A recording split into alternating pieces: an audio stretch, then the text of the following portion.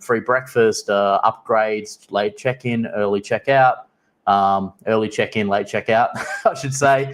All those benefits. And not only do they have, like I said, so Piano Club with a really cool spread for evening cocktails and canapes, 3 until 6 every day. Really cool list for the drinks as well. But then they also have really huge rooms. So the rooms are massive. Like even the base room category is like 40 odd square meters. The room I got upgraded to was like a one bedroom suite, which is beautiful. And that's a normal diamond upgrade or platinum upgrade that they would do at the hotel. It's beautiful, really nice. And then they've got, not only do they have big rooms, piano club privilege, so you got the lounge kind of there, an amazing Japanese restaurant. They also have something called Signature Bangkok. Have you heard of Signature Bangkok before?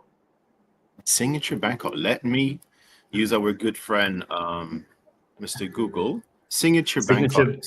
Signature Bangkok. And when you look that up, you're going to see what this Signature Bangkok is.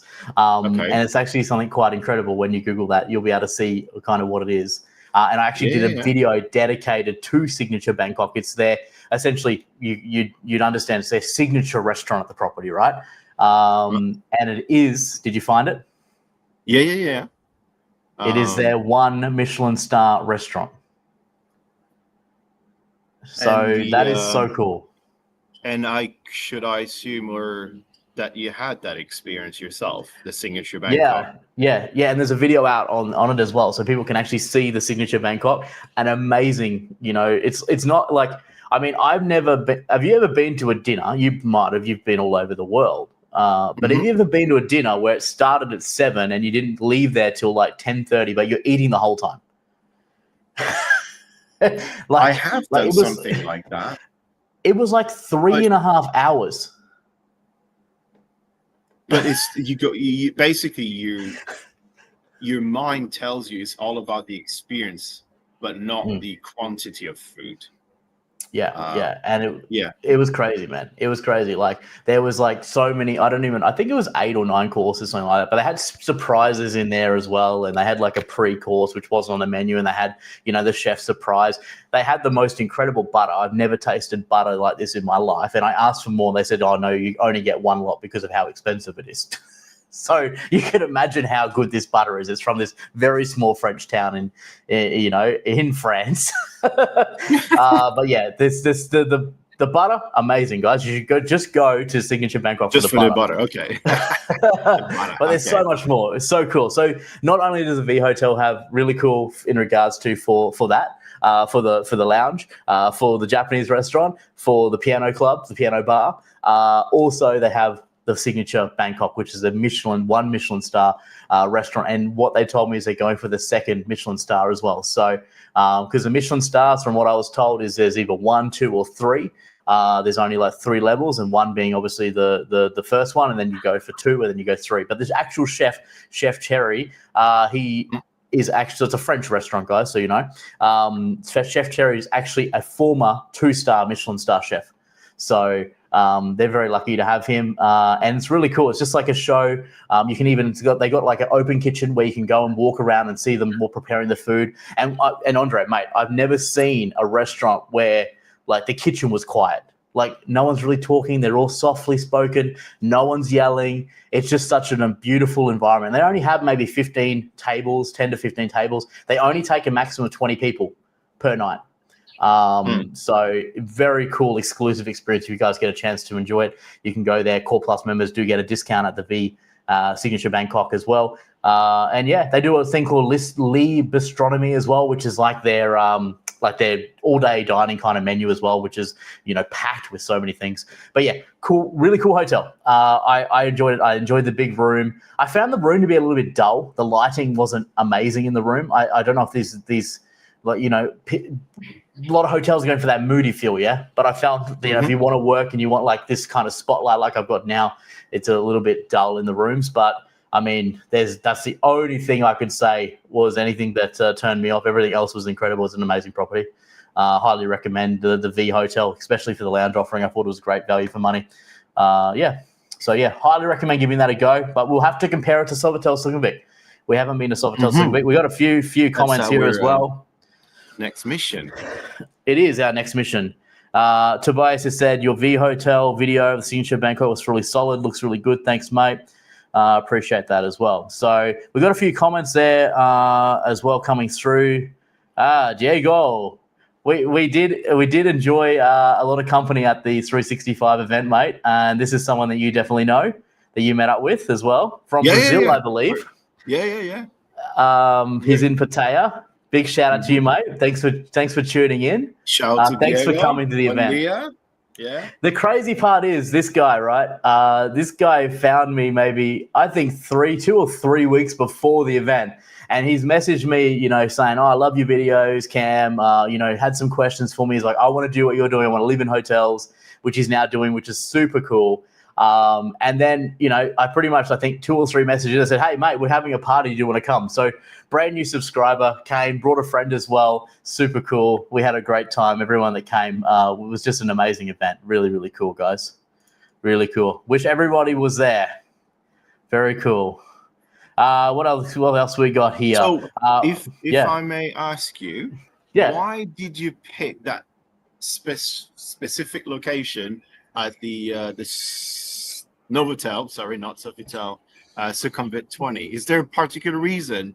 Because did you visit that property before or not? No, first time. First time. List and okay. So as in why arranged. The actual hotel, or are you talking about like the Sky Bar itself?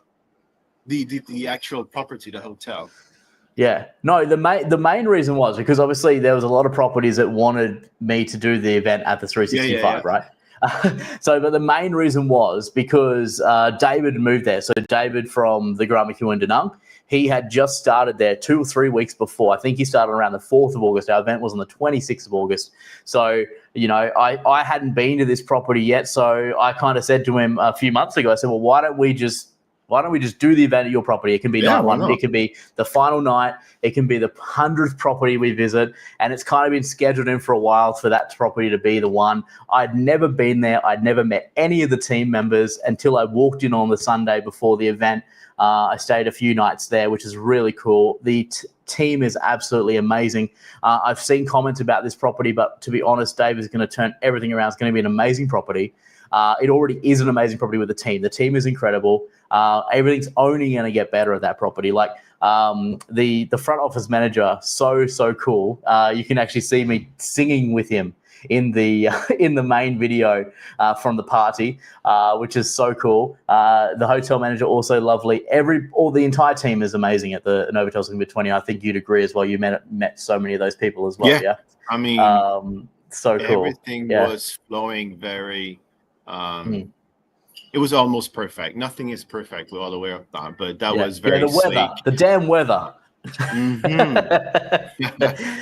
But yeah, so we got some announcements for that as well. Novotel Sukhumvit 20 in Bangkok now. It's not a property that many people have on their radar, but it was actually really busy. The occupancy was high, like 97, 98%, and not because of me, not because of the event. Obviously, there was people staying there because of the event, but they're all round quite a busy property. The rate's not the lowest rate in Bangkok. We know we can get better value for money in Bangkok. But yeah, the actual rate is quite, higher than say a lot of other properties, but it comes down to location. They do have that shuttle that goes directly to, Terminal 21, the BTS, and all that side of things there. Also to M-Sphere, which is really cool as well. So it's. I think it was a great property to do the event at. One, because I hadn't ever been there before. I had an amazing time with the entire team. I'm going to be going back there. You guys will see more videos on that. For example, they just recently relaunched the lounge, the Sky Lounge. So essentially the executive lounge is being improved. David has made that his first mission to make it even better. And I believe, don't quote me, but I believe that the time has changed as well. It is longer now. But I'll find all that out, when that video releases in a week or two. I'll be going there this week to showcase the incredible lounge, which you should come with me as well, so we can show people. Yeah, this, we'll trying to arrange that.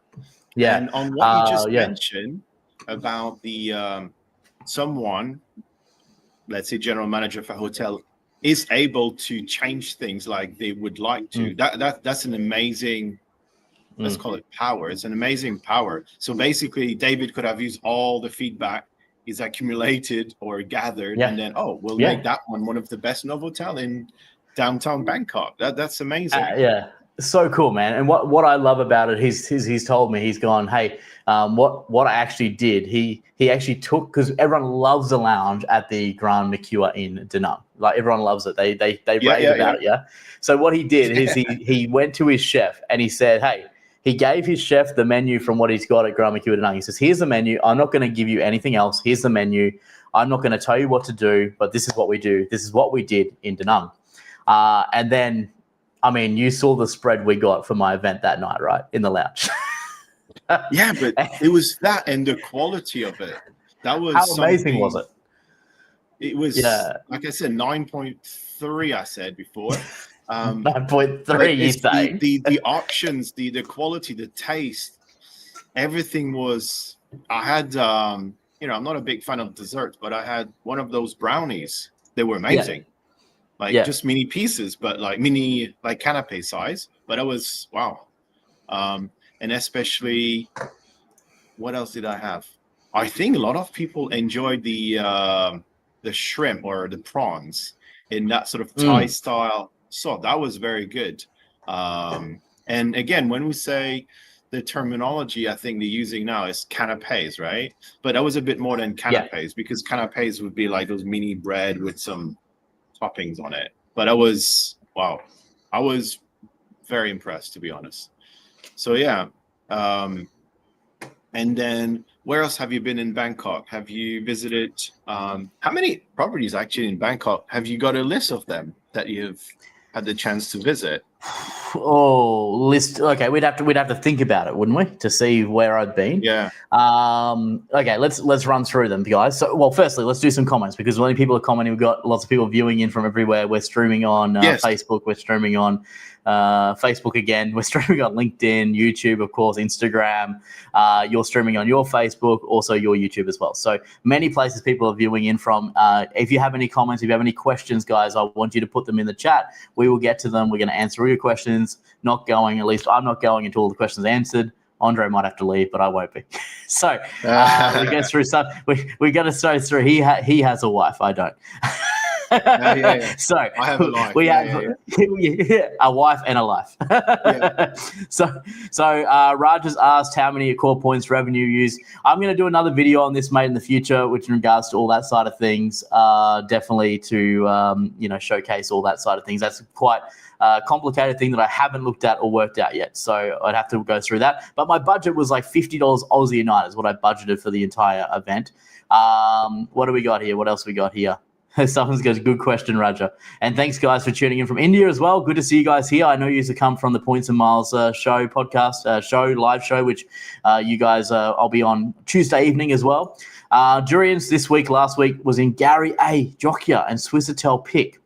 Mate, that's I really want to know about Gary A. Have you heard of Gary A, Andre? Where is it? Is it in the comments? Gary A is it's like a brand.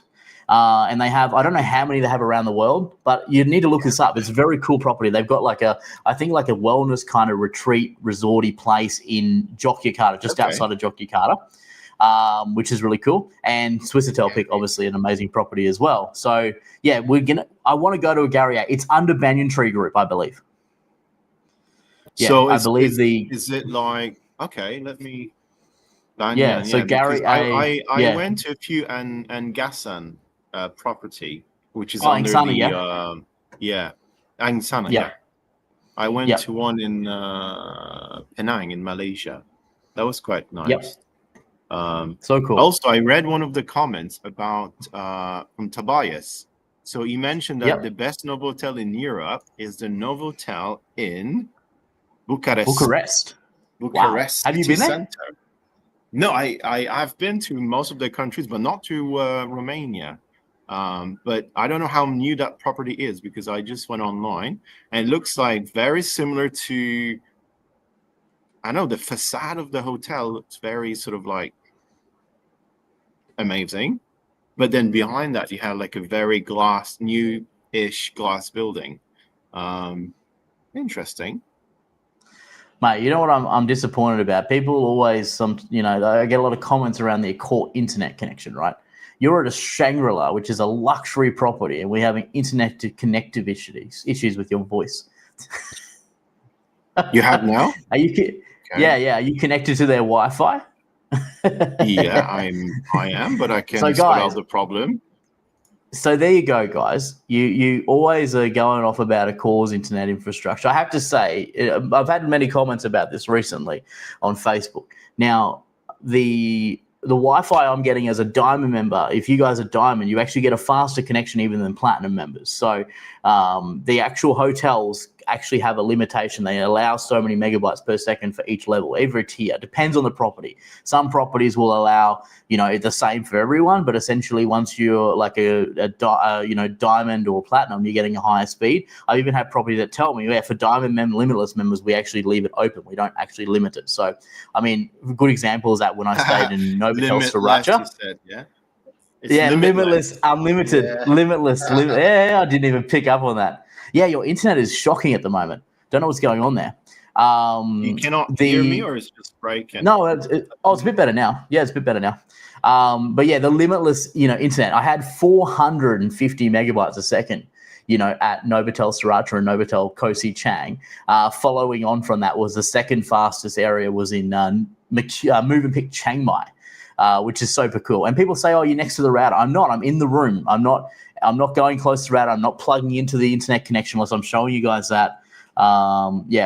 So I think Andre is just trying to fix his connection. He's gone a bit frozen. Keep going with these comments. Bali, Tobias has said he's got to go with the Novotel Nusa Dua, because we were asking everybody, anyone that's just tuned in, what their favorite Novotel is in the world. Novotel Nusa Dua. Okay, yeah, I know where that one is. Good property, and just recently it relaunched and opened their new. Benoa? Is it the Benoa one? No, different. That's different. There's two. Okay, so there's Novotel Bali Nusa Dua and Novotel Bali Benoa, different properties. Novotel Bali Benoa is on the beach, so that you can literally step out of the property onto the beach. Novotel Nusa Dua is more like a family property. It's also got the like the Accor Vacation Club there, so they have like many buildings. Very cool, big pool, beautiful property. They also just relaunched their beach club, so they have like a beach club area now where they just got a brand new one that they put on and opened, which is really cool. So we'll continue with the comments. Tobias says, my V video I think was really good, looks good, it was great.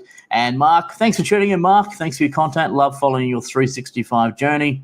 And we also have Stephen. We need to meet up somewhere soon. We definitely do. Are you in the world, Stephen? Where are you, mate? Where are you? Actually, I know where he is. He can tell everybody on the chat because we organised it earlier on today. And I'm hoping, I don't know if he's made it there yet. I think he's still on the way because he might be on the train. But Stephen, when you get there, you have to tell us the room you got, because I may put in a nice word for Stephen to hopefully get a nice room where he is staying. It is a Sofitel. Which Sofitel? Let's see if he tells everybody. Tobias, mate, he's given, I think these are called super thanks. I haven't even had one of these. I don't even know what they call these things. Have you ever seen these, Andre? This is like a, I think it's like a, essentially it's when you want to super thanks or cheers someone, I think, on YouTube. So 50 Nook. I don't know how much 50 Nook is. I'm pretty sure it's going to be a very decent amount. I appreciate it so much, Tobias. Yeah, Norwegian kroner. Like $10? We don't know. Okay, let's find out. It makes it more exciting. So he's done a plea to Accor. Give this man limitless. He deserves it. What does everyone believe? $5 US. $5 US. Thanks, guys. So cool. I've heard no issues on Traveler's Voice. Okay, what? It's just me. So maybe it's my internet connection. Maybe I need to go back to an Accor hotel. And the irony, we're not too far from each other, but basically everyone else is somewhere out in the world, and we just 3 kilometers from each other. We're actually super close to each other because I'm obviously in Bangkok as well. And we should just do this together. It's very much. So in Norway, talking about Tobias is based in Norway, correct? Yeah, correct. Yeah. So what's the Accor scene in Norway? Because I've been to Norway many, almost decades ago. I don't remember. I remember that Radisson brand was very popular. but I think that was owned by the airline or something like that. So that would explain. But what about the new 2025 Accor portfolio in Norway? There's nada. Okay. There's nothing. There's nothing. There's absolutely nothing from what I understand. $0. It's very interesting because we all know that Accor is a European brand.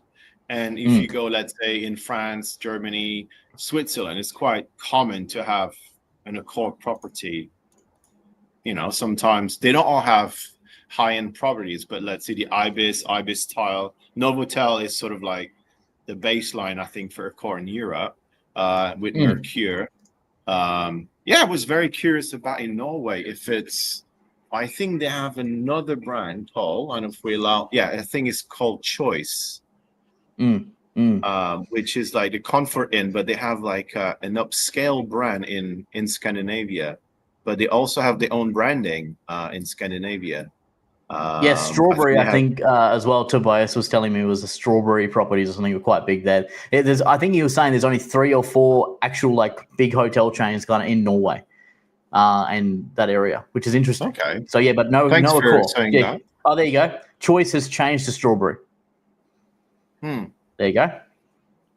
Mate, so you need to get up on your knowledge in the Nordics. Yeah, I mean, I'm updating myself on a daily basis, but like, I know we're focusing on the Accor properties, but even in Germany, you have a lot of Accor. France, that could be another challenge.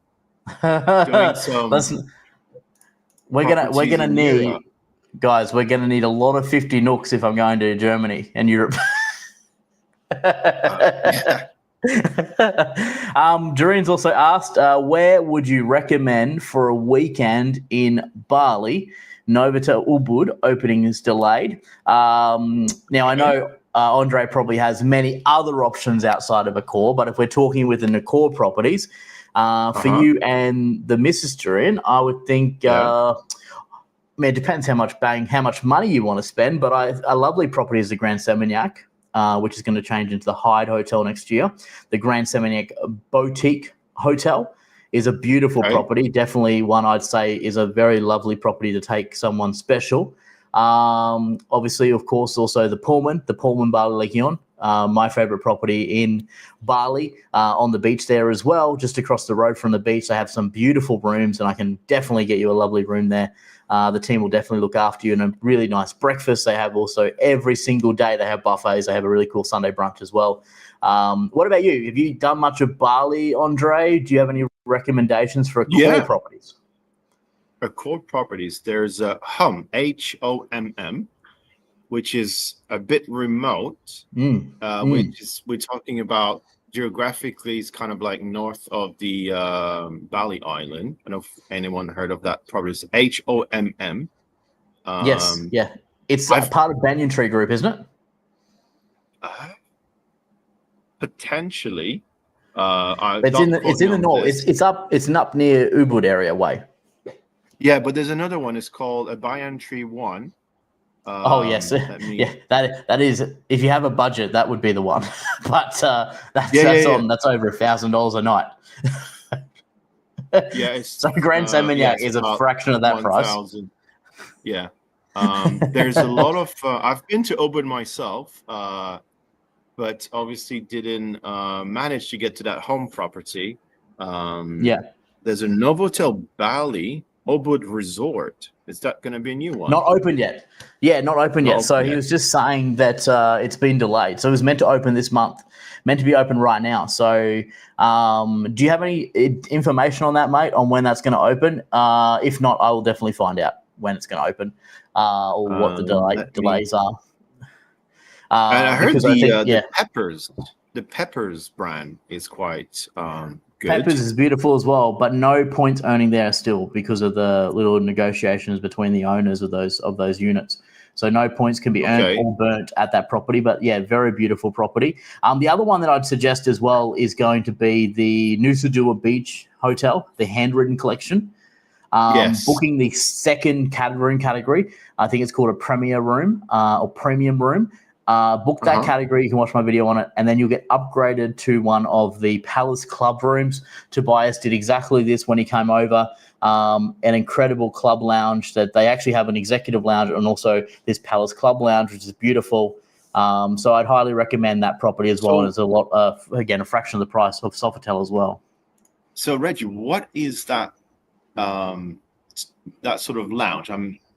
I know about lounges, but is it like a separate lounge, or is it something you have to pay extra, or what is it? Yeah, exactly? You have to pay extra. So it's not included as part of your membership because it's a separate lounge. So it's nearly like, I think there's a Sofitel in Fiji. Yeah, they have like this other thing called like Beach Club or Access or something. It's a separate lounge which you have to essentially pay for one of those. Think of it like Fairmont, yeah. Fairmont, you have to pay to Fairmont room if you want a gold lounge room. But in regards to this, they have the normal executive lounge benefits that they give all the members if you're booking the base category. But then obviously as a platinum member or diamond member, there's a chance of getting upgraded. So if you're booking the second room category, the third category has that lounge access, which gives you the Palace Club lounge, which essentially it's open all day throughout the day. And you can actually get, drinks, food, and everything throughout the day. And it's a lot more full on and a lot more essentially. I think of it more like a Club Miller sign where it's open kind of all throughout the day, like a Sofitel lounge that you can go to, rather than maybe just one that's open for evening cocktails and canapes. You can also have breakfast there, as opposed to the other lounge you can't. It's just a more overall really nice lounge that you can enjoy. Really great team in there. It's kind of like a butler service when you're there. So it's all very personalized. You do check in there, you do check out there. Everything is handled by the Palace Club team. And Tobias has written here, handwritten was simply amazing. The Palace Club was stunning. The staff were just above and beyond. Loved it. Think I'll return there next year for some days. So there you go. So yeah, very cool. Highly recommend. At least if you don't book a Palace Club room, if you're gold, book a Palace Club room, then you'll get lounge access, gold or below. If you're platinum, you can chance it, go a premier room, premium room, and then you can get upgraded to the Palace Club room as well, and give that property a shot. That's a really beautiful property. If anyone goes there, let me know for sure. Because the actual location of the property, that used to be a high-end local branded hotel, if I'm correct, right? Which is it used not to be a too far for the it's not too still far got, from still the got the same Sofitel, name. I think, right? Yeah. It's next door. It's next door to the Sofitel. If you walk onto the beach, you can walk next door. The Sofitel's there. It's literally next door. In my personal opinion, I didn't stay at Sofitel. I've stayed at the Handwritten. But Tobias would be able to give his true view. He can put in the comments there what he believes. But for me, from what I understood, the staff, everything was so much better at Handwritten. Maybe the property looks newer and nicer and, fresh because of the Sofitel, being quite luxury. But essentially the service hands down was incredible at the Handwritten. Is absolutely amazing. Yeah. Really, really nice. Hazik has asked a question between Sofitel Nusa Dua and Movenpick Jimbaran. Which one you recommend? That's a very good question. Have you been yourself to the Movenpick? Have you been to the Movenpick? I've been to the Movenpick. I mean, I don't think you can compare them because they're not apples with apples, right? Because the Movenpick is very, family oriented. Correct. The location is on the other side of Bali, so you would not see the sunrise, but you would see the sunset. I don't know if that matters to anybody, but that's something I look when I look for properties. Is it sunrise or sunset? Because it's a different experience sometimes. Correct. And then there's like a mini sort of like outlet mall, I think they call it, around the Movenpick. So if you have kids, there's a lot of options with like ice cream. But they also have and chocolate hour. Chocolate hour. Yeah. So that is the if you have kids, I mean, it's family, very, very much family friendly at the Movenpick. What's the other one we're comparing? The Handwritten, right? No, we're comparing the Sofitel. Yeah, and then Sofitel, I've walked by many times. It's on the other side of the island of Bali, but it's a bit more high end. Like you said, it's not comparing apples to apples. So that's the difference, I think. I like the vibe at the Movenpick. I haven't stayed personally at the Sofitel, but I know roughly what the difference would be if someone asked me the question, where would you stay? If you have a family, I'll go Movenpick. If you want to go on your own or with friends or as adults, maybe the Sofitel. Because I think the Movenpick is not price-wise. I think it's like breakfast is included, I think, in all the room rates. Quote me on this. Potentially, yes. Yeah. Yeah, we'd have to check that depending on the rates. Yeah. I mean, I liked it. You don't have a lounge. You don't have a lounge there. It also just actually, and if people love the Peppers property, like Peppers, if they've been to Peppers, the GM, the general manager of Peppers, have just moved to the Movenpick Jimbaran. So I think we should see a lot of really nice stuff. He's actually the area general manager for Bali, one of the area general managers of Bali. So I think there will be a lot of really good stuff coming out of Movenpick. So I think even if maybe. If you love it now, I'm sure you'll love it even more soon once we saw with David what he's already done at Novotel, Sukhumvit 20. I'm sure that John at the Movenpick in Bali will definitely do amazing things and make it incredible for sure. Really, really cool. So, Tobias also said Accor is present in Copenhagen, Denmark, Stockholm, and Sweden. 25 hours. That I like the brand. It's bit more like lifestyle brand, I would say. I went to one in Dubai. That was very funky. How do I compare it with other brands? It's lifestyle. It's not budget. It's kind of like mid-level, funky, Generation 3, maybe that sort of vibe, I would say. But that was the one in Dubai. But I don't know in Scandinavia what I'm sure is very similar. But then I think a lot of hotels now have a lot of freedom to tailor it to the location or to the culture they want to attract. Or I think hotels maybe have a bit more freedom now to make it a bit more local. Obviously, you've seen a lot of hotels, even if we can discuss about that. Like any hotels you will remember, like, okay, that hotel had like a little imprint of that culture where the hotel is based, right? Which is what the Grand Mercure is meant to do, right? And that's something that the Nusa Dua Beach Hotel, the handwritten collection, is incredible at. Like, it's just amazing. So Tobias has actually just mentioned on that back before when we were talking about Sofitel versus handwritten in Bali. The landscaping and style, modern feel of luxury equals the Sofitel. The vibe, the comfort of the property, walking around, staff, fun, and family vibe, the handwritten. So, for me, I felt way more comfortable at the handwritten collection than I did at the Sofitel. But I think that's that brand, right? It's that 5-star, it's that luxury. It's like, let's do our shirt up and let's be amazing at everything we do. But then that becomes less engaging and like lovely, right? That's why I love Novotels, because I find them very family friendly. I feel them very open. They can have fun. I find a Novotel is like a very good combination of like a Mercure and an Ibis together. It's like a Novotel is like the baby, because we take like these brands. Ibis is very fun, and Mercure is like local, and we put it together.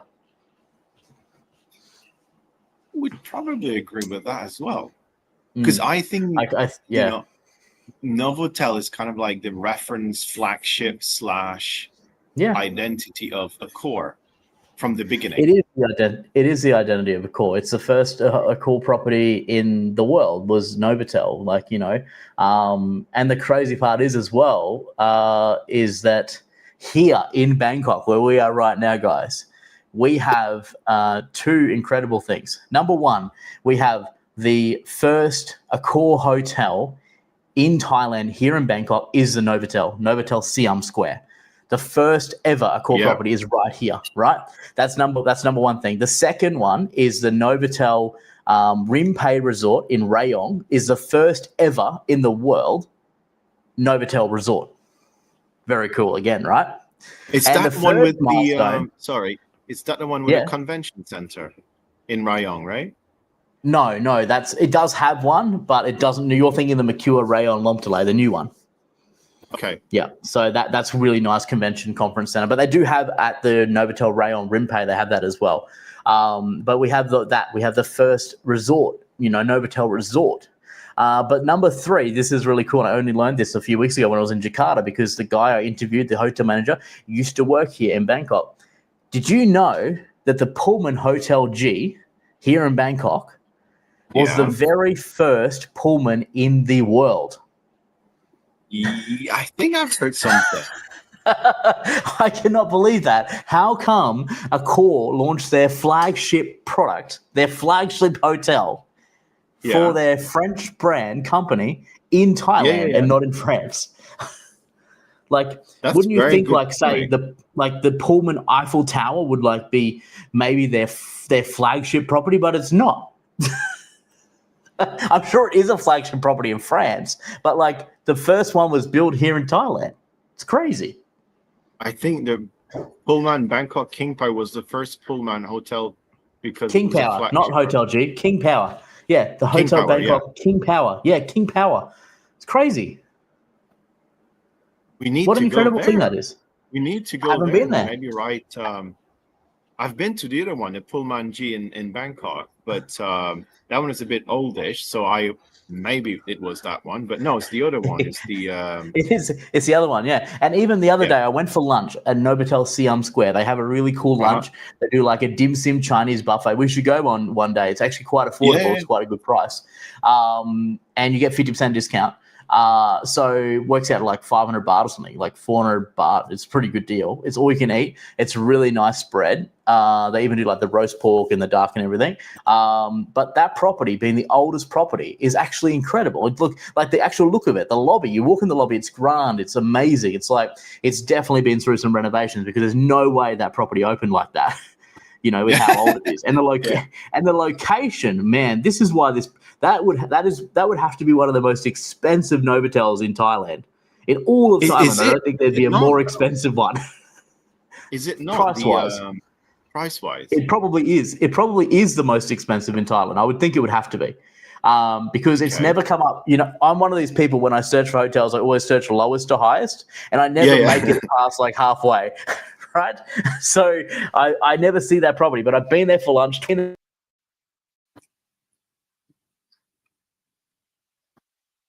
think I've lost you somehow. So we're talking about the Novotel Siam Square, and the price in Thai baht. Yeah, it's quite. The price is quite high, but I would probably assume that the location is. I think it disappeared. We're talking about the Novotel Siam Square, and I'm just looking now for a random date for Valentine's Day. It's at 6,648 Thai baht, which is almost $200, which is quite high, I think. Oh, you're back. Can you hear us? I cannot hear you. Cannot hear you.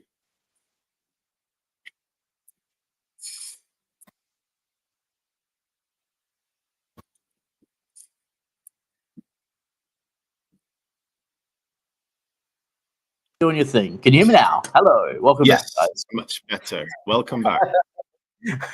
Sorry about that. Yeah, I did a research on the Novotel Siam Square for the price. Yes. And if you fancy a Valentine's date, it's 6,687 baht, which if we convert that into that's almost 200 just under 200 USD, but over 200 Aussie, right? Yeah. I mean, that's crazy, yeah. Yeah. So, but we need to check it out. There's a reason why the price is quite high for Novotel. The location is good, but there's a lot of options. Yeah, I think it's location. It's in Siam Square. It's in the center of Bangkok. I think that's got, which is kind of why the Novotel Sukhumvit 20 is a bit higher as well. You know what's coming soon to Sukhumvit 20 is that Fairmont. Yeah, we're trying to figure out which building it's going to be, right? We did. We were like, we thought, we're like, how can any of these buildings become a Fairmont? Is what we were thinking. Yeah. We're looking for that castle-ish lookalike building. Yeah, Bangkok ain't cheap anymore. So cool. But I heard that the hotel occupancy is quite low at the moment, or went down since in the last 5 months. So maybe the prices will go down by, let's say, 15% maybe? We don't know. We cannot tell anybody about that, if the prices will go down. But that's all across any hotel brands, right? Not only Accor. Yes, we'll see. I mean, we cannot pronounce ourselves. Bangkok, so cheap. We go back. Michael, for sure. Yeah, compared to Australia, yes, of course. Back to some comments that we missed, mate. We've got Sahil. I am not sure about this one. Have you ever been to Phi Phi? It's a Phi Phi Islands, isn't it? Phi Phi Island. Phi Phi Island, they call it. Yeah, Phi Phi Islands. I've never been there. But I don't. Do they have a Novotel? No, he's saying no presence recommendations outside, something in middle range, like a high-end Novotel. So have you ever been there, or do you have any knowledge of this area? Because Sahil was asking for something. In terms of hotels, yeah? In Phi Phi Island? Yeah, in terms of hotels, and obviously outside of Accor, because there's no Accor there, is what he's saying. I have actually, ironically, I've done a search for a client last week. There's a lot of... That's quite specific. Yeah. What I've noticed is that there's a lot of hotels. Obviously, it's not like it's not Hawaii. Most of their brands are PP Hotel Resort, and then there's a name at the end. They're all kind of the same. I would assume they're all owned by the same. It's like locally branded, but there's the word PP Island Harbor, PP Island Beach, PP Island Sand, Sea View, PP Island Viewpoint. There's a lot of options. If that we can do some recommendations. PP Island Bayview Resorts. They're all roughly about the same price range, I think. Start like $100 US to $200 US, I would say. But it's all, do you want on the beach? Do you want on one side of the beach? Do you want to see the sunset? Do you want to see the sunrise? Do you want to be next to the mountain? Do you want to be on the main street or next to the harbor, for example? Those are the criteria, I would say. And as we know, the high season in Thailand will start, what do we say, December time normally? And then if someone tries to book, let's say, from December on to just before Songkran in April, the prices will be slightly higher than, let's say, now. Say, as you can see now, it's a nice storm outside. I'm just getting smashed with some rain right now. Yeah, but I would say probably. Okay. Yeah, my pleasure. Just ironic. I did a search last week about trying to find the price range of hotels for PP Island, and I haven't found any branded ones. And obviously, if you book direct with a hotel, which we always recommend to people, if anything happens, that's probably the safer bet. Correct. Because you never know. If you book with a third party, sometimes they're really not going to tell you if it's non-refundable or free cancellation or 3 days before, 6 days. Every hotel is different. But because also, if you want to get to that island, if the shuttle boat is not running, you kind of cannot get there unless you rent maybe a helicopter or something. But helicopter. Talking about Banyan Tree, just a comment. We need to. What about Banyan Tree? The one in Bangkok is quite nice. That's one of the other forgotten hotel brand, part of Accor. They say they're part of Accor, but let's they have a 5% stake in Banyan Tree. Okay, but you still can redeem in terms of benefits for members. Still get benefits. Because that's something. Also, Sofitel, which is technically Sofitel, if I'm correct. Yes. Yeah, it was part of the Ennismore side. Now it's gone out of luxury and it's moved to Ennismore. The Okay. And also there you get the benefits, standard benefits as per normal. Yeah. What else we got here comment wise? We got heaps of comments rate coming in mate. Chiang Mai during. Just wait. We go back. Let's finish this. We finish the Sofitel handwritten debate. Sofitel and handwritten at Bali Nusa Dua. He will choose handwritten, despite it being older. It has the X factor. I can't really explain it. Try to explain above. Yeah, which it's the X factor. Did you have that show in Australia called the X Factor? Yeah, we did. Yeah. Of course. Yeah. Okay. And yes, I did disappear before, but I'm back, and I actually planned for 52 minutes for me just to leave and just see what happens with Andre, see if he picks up on it. But you did well. Okay. I was watching you. No, I actually my camera failed and then it just disconnected. When you pay for a stay with points or 3 nights, how does the hotel get paid? Very good question, Dorian. How do they get paid? When you pay for a stay with points or 3 night houses, okay, so it works interestingly. So, for example, if the hotel is like at a full occupancy, let's say you're staying at a property and let's say it's 95% or more, when you stay and you redeem points, then Accor reimburses 100% of that back to the hotel. Okay? But here's the thing. If the hotel is quiet and it goes right down to if they're quieter, let's say they're under 50%. I don't know the exact numbers, but essentially there's a scale, right? There's a scale. And I know there's 90 or 90, let's say 95%, you're going to get a full rebate. But let's say it's under 50, whatever that might be. Again, we're making things up here, guys. Don't take this as gospel. But essentially the hotel will get 30% rebate on those points. Okay. So if you go and spend $1,000 on points and the property is under, say, 50% occupancy, they're only going to get $300 of that stay, which is crazy when you think about it. Free nights, I'm not really sure. I need to ask the question on the free nights, how that kind of works. I will be able to ask that question in a week or two because I am doing an interview with someone that will know all of the answers for that. Any questions that you guys have around Accor Plus, I have taken, did you see I did a video, Andre, on the Accor Plus changes, which we're going to talk about later as well. Did you see the video I did on that? Yeah. So we had so many people.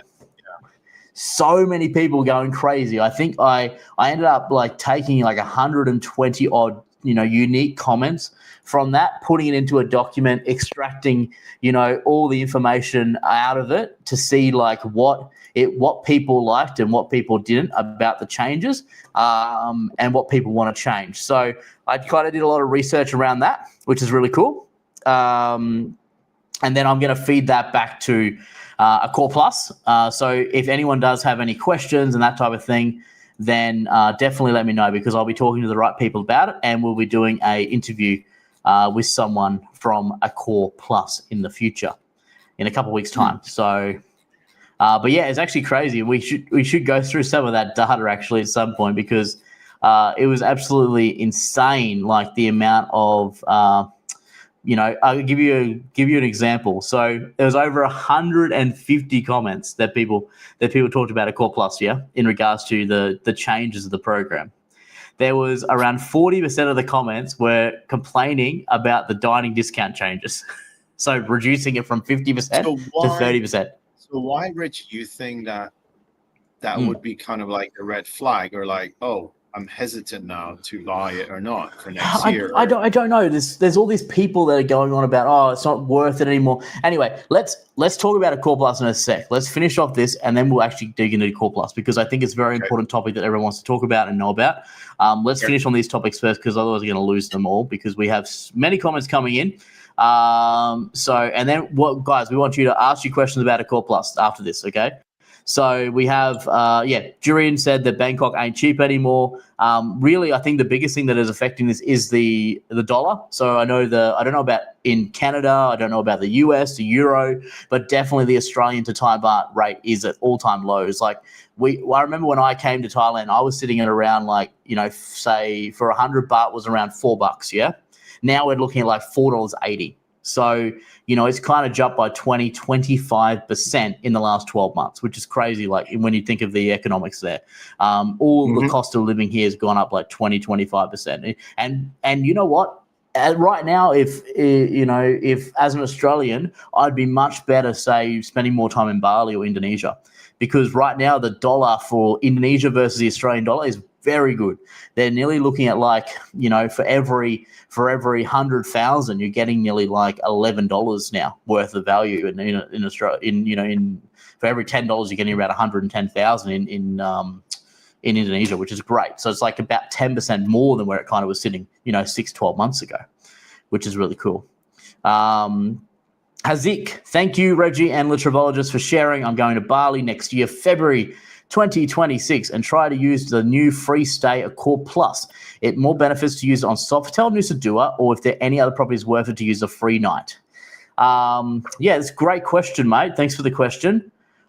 Definitely value-wise, I think Sofitel Bali and Sofitel Nusa Dua is the best in regards to the price, because you're picking the highest price property. But then with the new Accor Plus, you're going to be paying for one of those nights. So it's a catch-22, right? You either have to pay for one night at a high price and get one night free, which essentially works out to be like, a 50% discount. Or you're picking a lower end property, or a property that might be, for example, the handwritten collection. Maybe you can get that for 200, maybe 2.5, 3 million rupiah a night. So you might be able to get 2 nights there for about 2.5, 3 million rupiah a night. What do you think about in regards to redemption? You can't redeem it like raffles or anything like that. Bet in tree, that'd be amazing. I managed to redeem mine from the Accor Plus last year in Sofitel in Saigon, Ho Chi Minh City. Oh, yes. Yep. So the value of it was probably about 150 US maybe. But it fluctuates because I've tried, obviously I had flexibility. So I tried certain dates, not available. The day before, the day after was available. For the redemption, with no extra to pay, which defines the purpose of a free night. Right? Yeah. Correct. It should be a free night. Should be free, right? Yeah, exactly. But yeah, some other properties, like let's say in Ho Chi Minh City, I've checked all the Accor properties. I think the M Gallery, the Novotel, and the Sofitel, where I was able to redeem it without any extra fee or taxes or anything like that.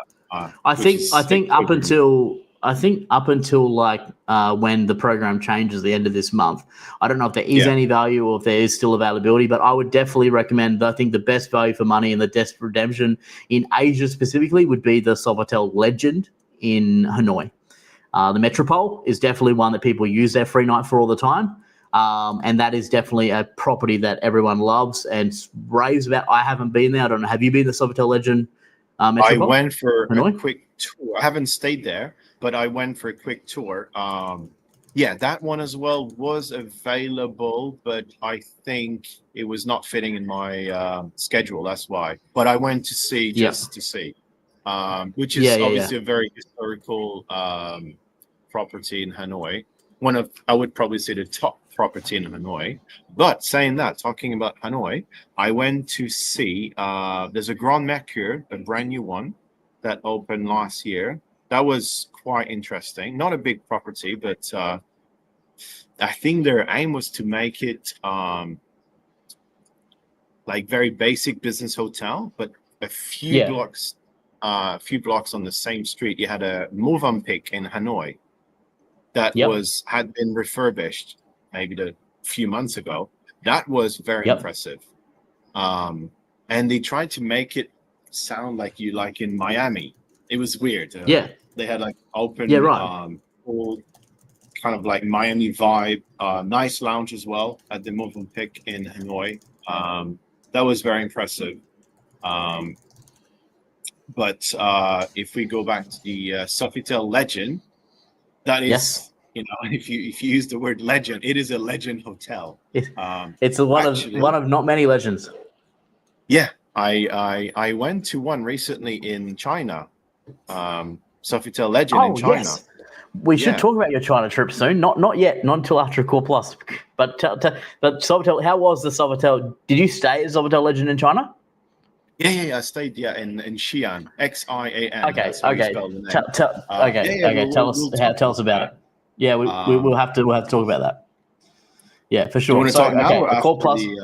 Accor Plus coming up. Accor Plus coming up, and then China. Okay. And then we'll talk about some future stuff as well. And any questions, guys, drop it in the chat. We'll help out. We'll answer any questions. Accor Plus questions, drop them in the chat now. If you don't drop them in the chat now, we'll skip over it and we'll start talking about China. So you'll miss out any chance. Bangkok Siam Square looks very highly priced, higher than the Pullman, Bangkok Tower, and almost same as Sofitel Sukhumvit, So, and Banyan Tree. Is location really worth that much?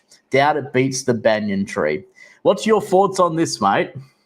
I mean, so I know, most of the locations. What do you think?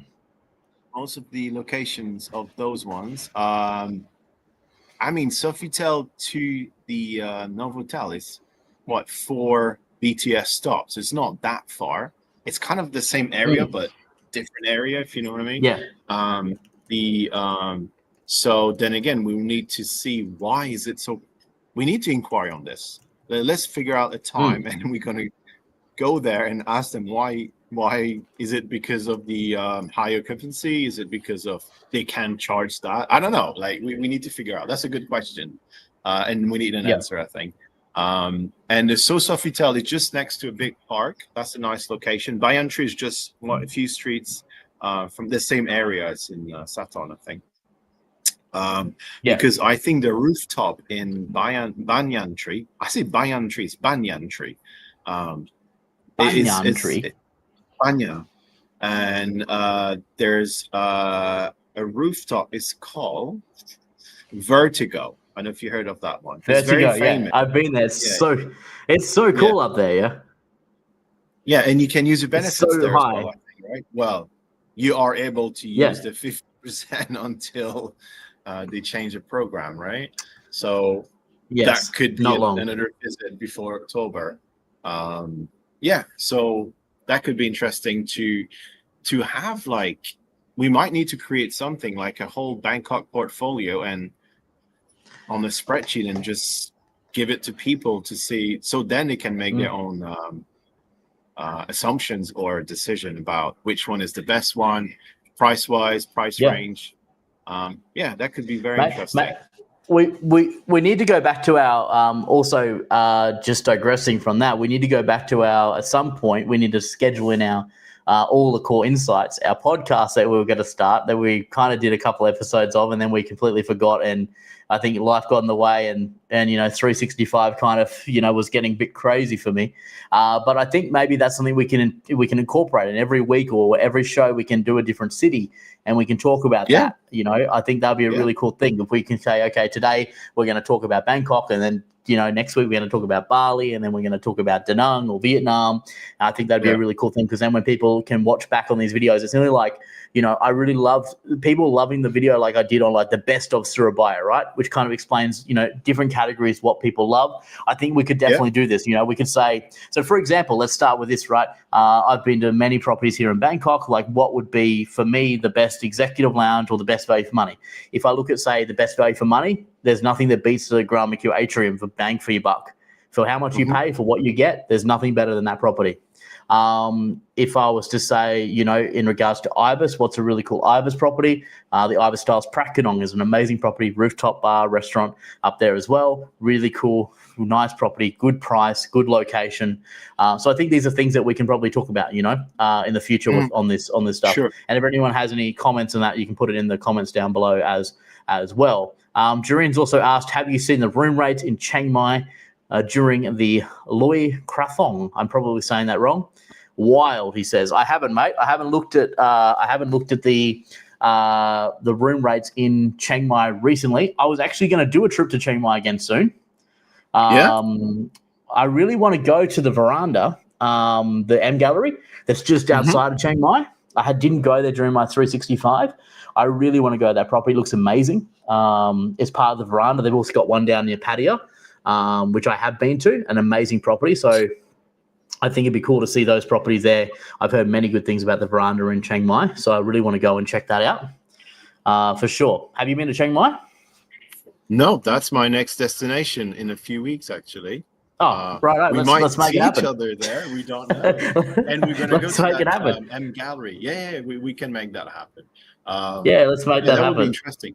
I think that hotel, I mean, it's kind of like remote, I think, right? In the mountainish. It's a little bit out, yeah. Yeah.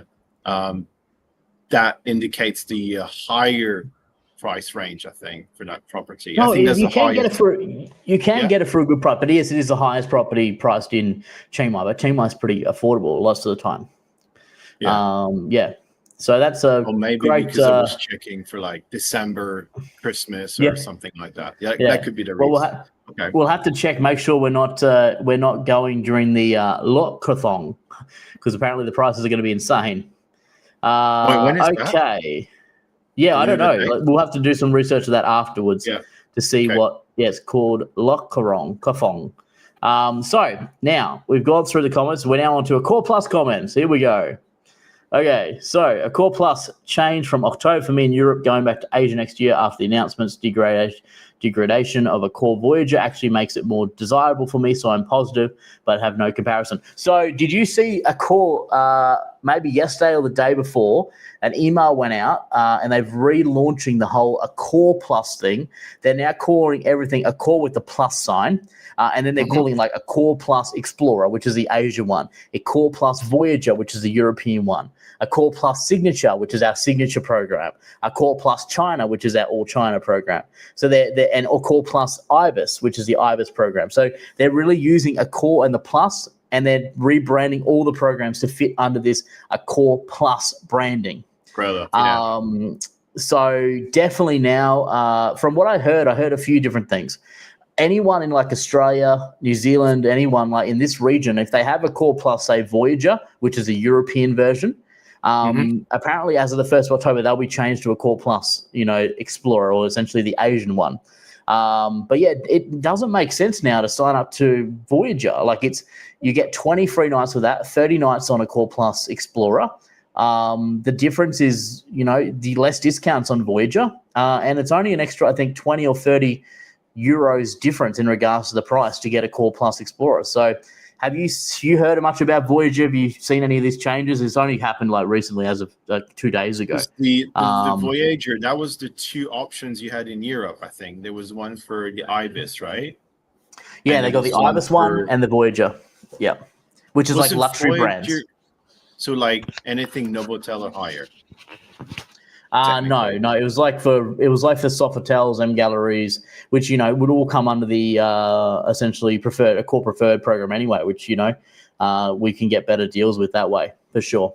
So yeah, I would probably say that let's say from a customer point of view, what I would say is what's my main purpose to that I want to achieve, let's say, the next year when I travel.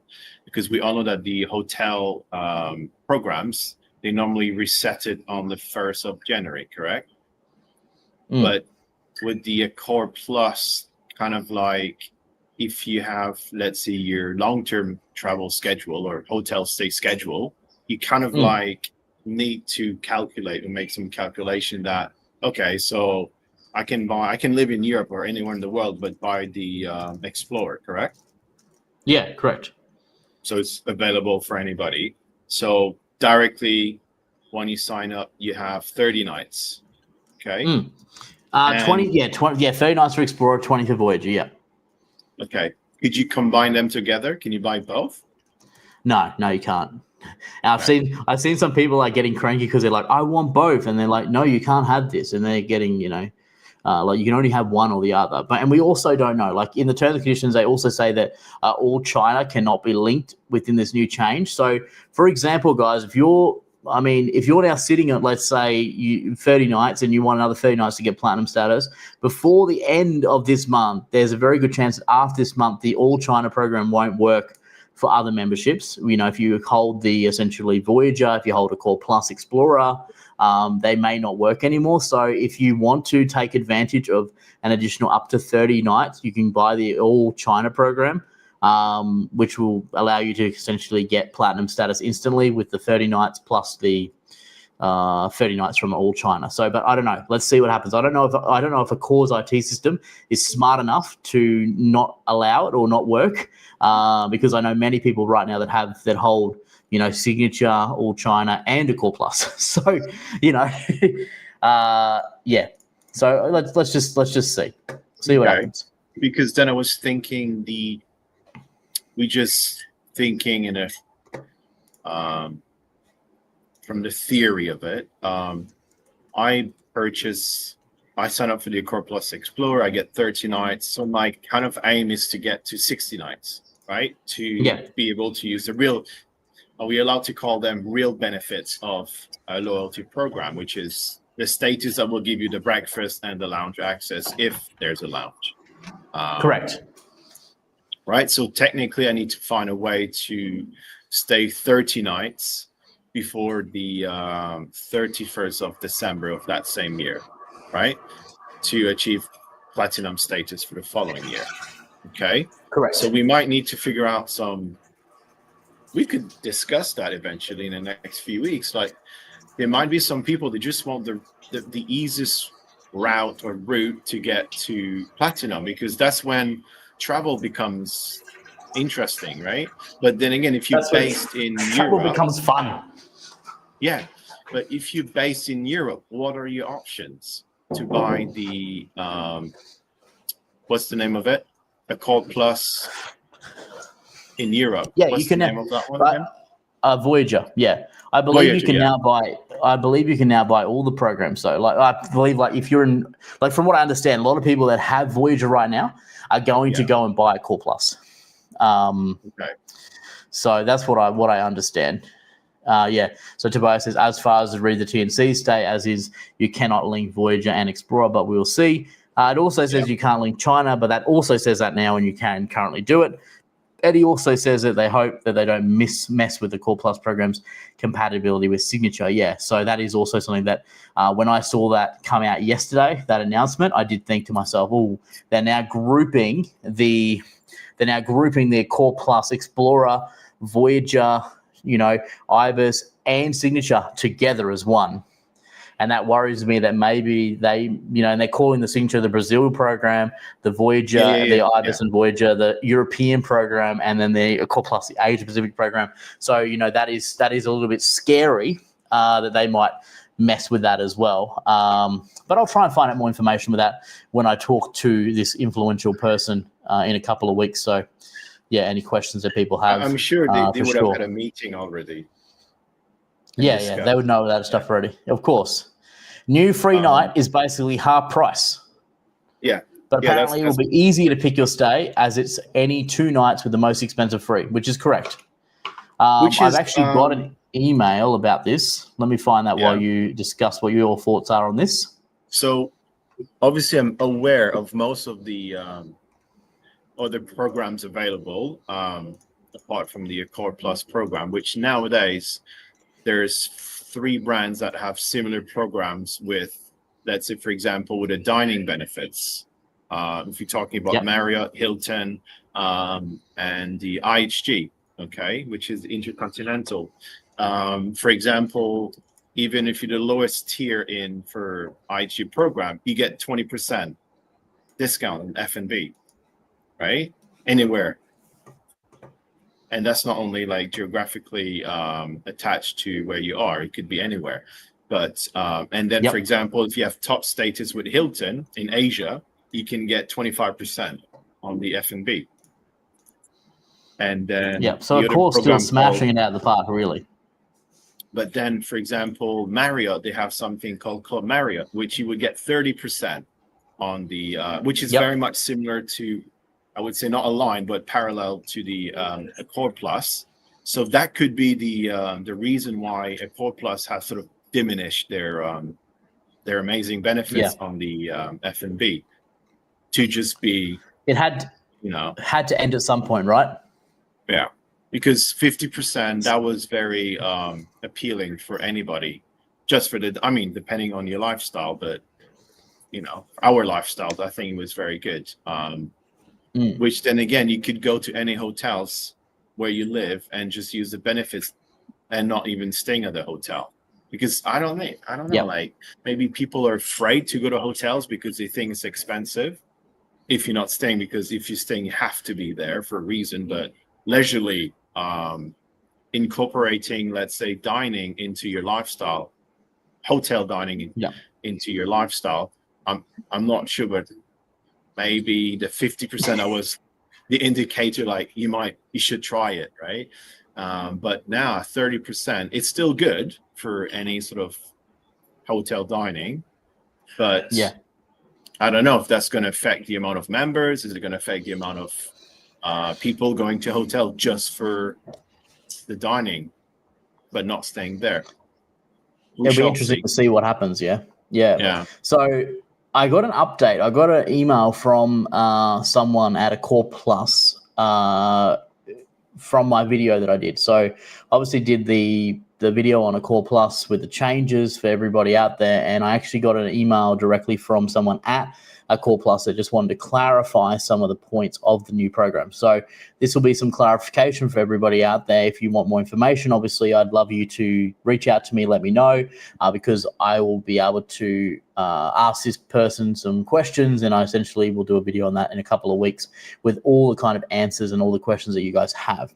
So essentially, some of the points that need to be clarified is the 2 free nights in the new Explorer program operate on a buy one, get one free principle, with the most expensive night being free.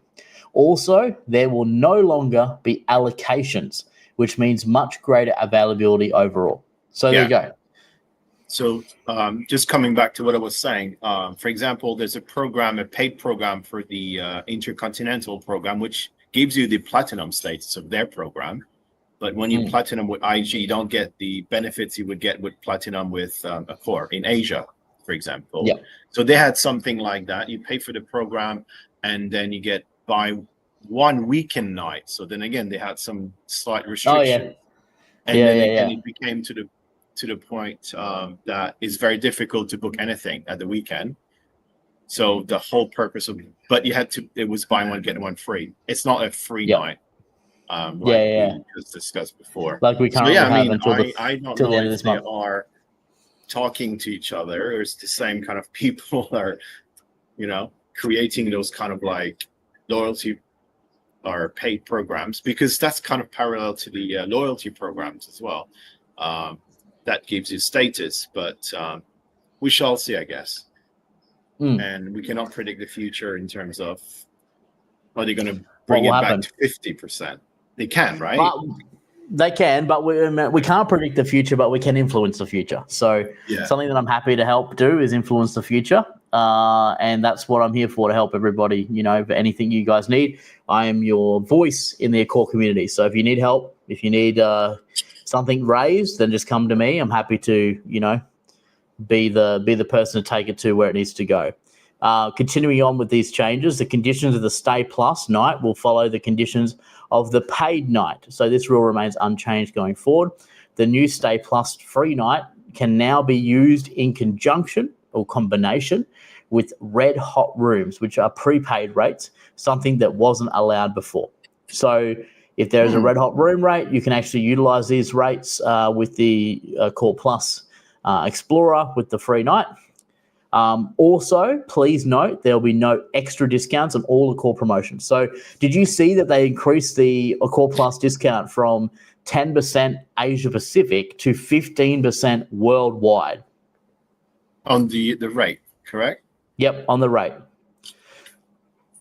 And this is something that I think people need to really understand. There's a huge benefit in that. Like, we're going from only getting a 10% discount in Asia to now getting a 15% discount around the entire world. And what would normally happen is they would have something like, let's say there was a promotion where it might be like Accor does a 50% off sale. or 40% off sale. What they'd normally do is they release like a half yearly sale, and what would happen is the 40% off sale would start, and then because you have Accor Plus, you'd get an additional 10% discount, which would give you the 50%. Now, though, essentially that's no longer happening. So they're no longer allowing extra discounts on top for a core promotion. So if it's a 35% discount or a 50, I'd say the promotions will end up being like a 50% half yearly sale. And I'd say they won't have like a 40% with the extra 10. Essentially that doesn't happen anymore. So 15% off base rate, that is across the board worldwide. And that's where it becomes, essentially Voyager becomes kind of null and void because they have really taken on the entire world with that 15% off. Which is, I think it's great. And I think for what people are losing in the 20% for people dining, I think it's worth getting the 15% off. Like, let's be honest. What do you think? Yeah, I mean, that sort of like covers the taxes on any hotel rooms, because normally, like, I know if you do some random searches, like, it looks very appealing, the price. But then when you go at the checkout page, when you want to book, and there's like all the taxes added. So it would definitely cover. And I think most of the countries now, it's about 15% minimum for any taxes. And obviously they're going to add some secret taxes sometimes, but 20%, 20%. The old airline secrents. They love it. Airlines do that, right? Now I also mentioned in my video I did that a lot of the time, or sometimes I had hotels that would actually give me a 50% discount even for one person. But this obviously wasn't a part of the promotion. Normally it's 25% for one person, and then maybe I order 2 meals so I can get 2 and get 50% off. So essentially they've clarified regarding food and beverage discounts. The 50% discount on food you mentioned for solo diners is not common practice, though some restaurants may have offered this to recognize your loyalty. The previous 25% discount for solo diners will become a flat 30% discount, and this is up to 10 guests. Hotels have been informed of the enhancements and are currently being trained to prepare for the October launch. So that's essentially some clarification from Accor Plus team. And going back to, like, we'll read some of these comments in a second, but going back to like the comments I got, like I said, I got over 150 comments between Facebook, my YouTube video on the Accor Plus changes.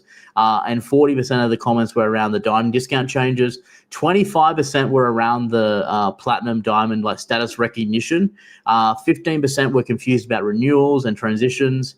10% were like the overall value of the program.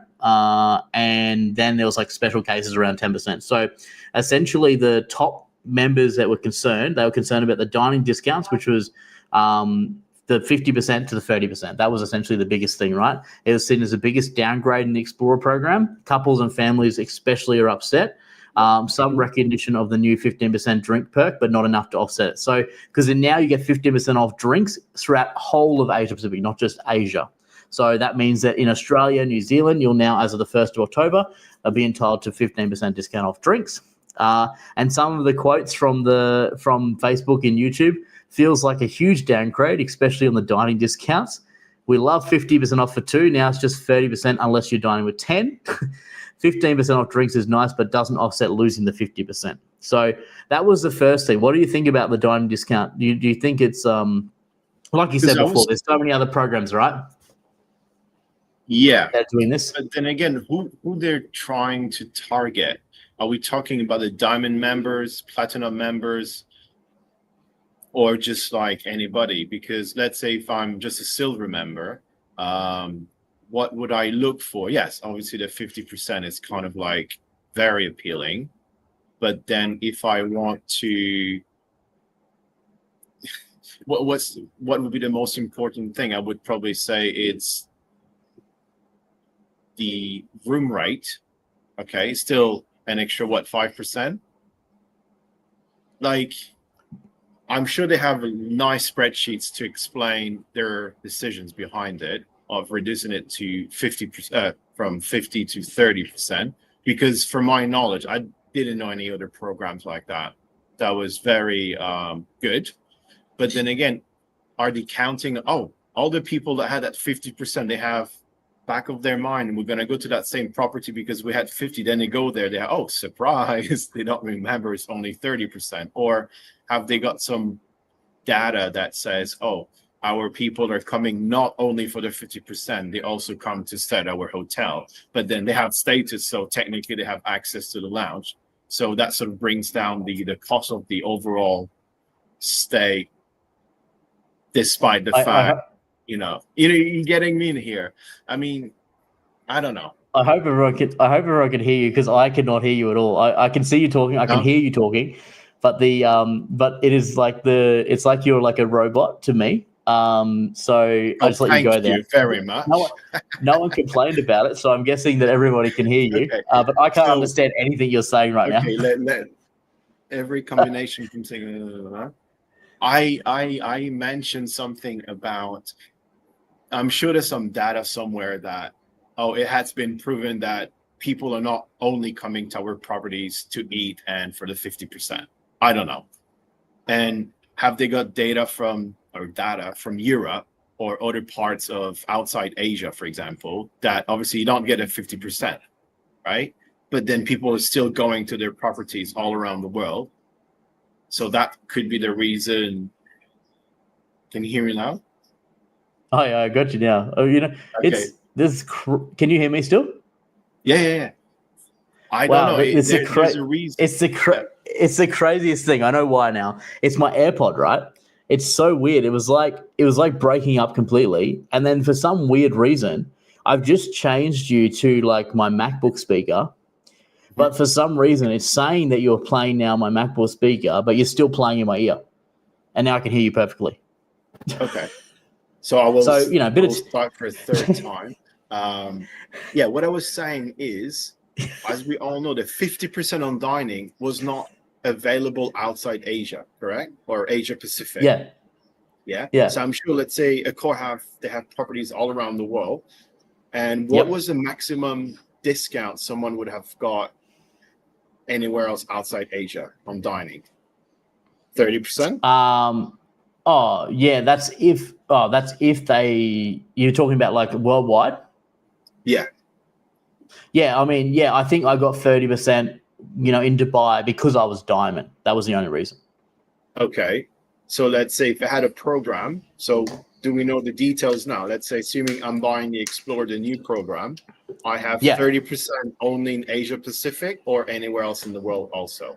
30% Asia Pacific and 30% off food up to 10 people now, and 15% off beverage Asia Pacific as well. Before, beverage was only for Asia, so not Australia, New Zealand, Fiji kind of area. And then now essentially, now 15% off is everywhere as of the 1st of October, for sure. Here we go. So Jeroen's actually said, an easy way to think of the 30% off is that you can look at the menu prices net and not plus, as is common in Southeast Asia. Yeah, that would be a good way to explain.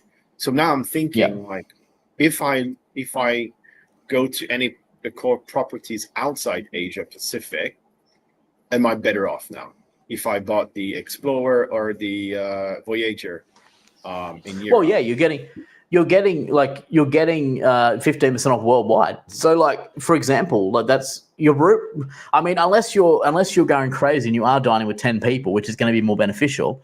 If you're going with you and the missus and you're going for dinner, I find it hard for you guys to say spend more money than what you're probably paying for the night you're staying at, say, the Sofitel Sukhumvit. So, for you to get an extra 5 or 10% off on the bill is probably actually, outweighs that you're losing a little bit on the discount in regards to the, 50 instead of 30, 50, you're getting 30%. So I think it's just a way in which you look at it, right? Because I think there's more things in the program that are benefits than, there are obviously other things that we'll go talk about in a second that are obviously members have concerns about. But I think it was going to happen at some point when someone said, wow, whenever I talk to anyone that didn't have Accor Plus and I went to a restaurant with them and I took them out for dinner and I said, oh, we're getting 50% off the prices are half price. They go, what? Like everyone's so confused about it. They just cannot believe, why are they giving us half price? Why is the food half price, right? Yeah, because even if you compared, let's say, to North America, where the tip culture is very present, right? So you're always going to end up, even though you had 50%, you're going to give back 25% tip, or they almost going to force you to give 25% tip, so or 20%. So it's basically the same, right? Yeah. Yep. I mean, we're just playing with numbers here, percentages, but yeah. And I'm sure they had some data about other areas of the world that people didn't really go to hotels to eat or call properties to eat, but then we're getting what's the discount now in Europe? 20%? No, it depends on the property. It's 10 to 5, 10, 15, 20, depending on the property you're going to, the discount. And that's only for the hotel room. You're getting no discount on F&B. Yeah. So then again, because in Europe, you have so many other options that people don't really value dining in hotels, or they just have that bad reputation. Oh, it's very expensive. It's hotel prices. You heard that before. And we're not even touching that. So that could be the reason they're not really bothered about. But in Asia, it's very common to eat in hotels. I think Michael says it's there really well there on the screen there. Every combination from single to 10 is better off at 30% other than a couple. And that's correct. So if you're dining by yourself, if you're dining with 3 or more people, it's better than if you're dining. But if you're dining as a couple, then yes, it's not as good as what it was. But I mean, at the end of the day, and I know like hotels are businesses. So if they find they lose 30% of business because the 50% is no longer there because the prices are going to be too high, I mean, they're going to adjust their pricing. A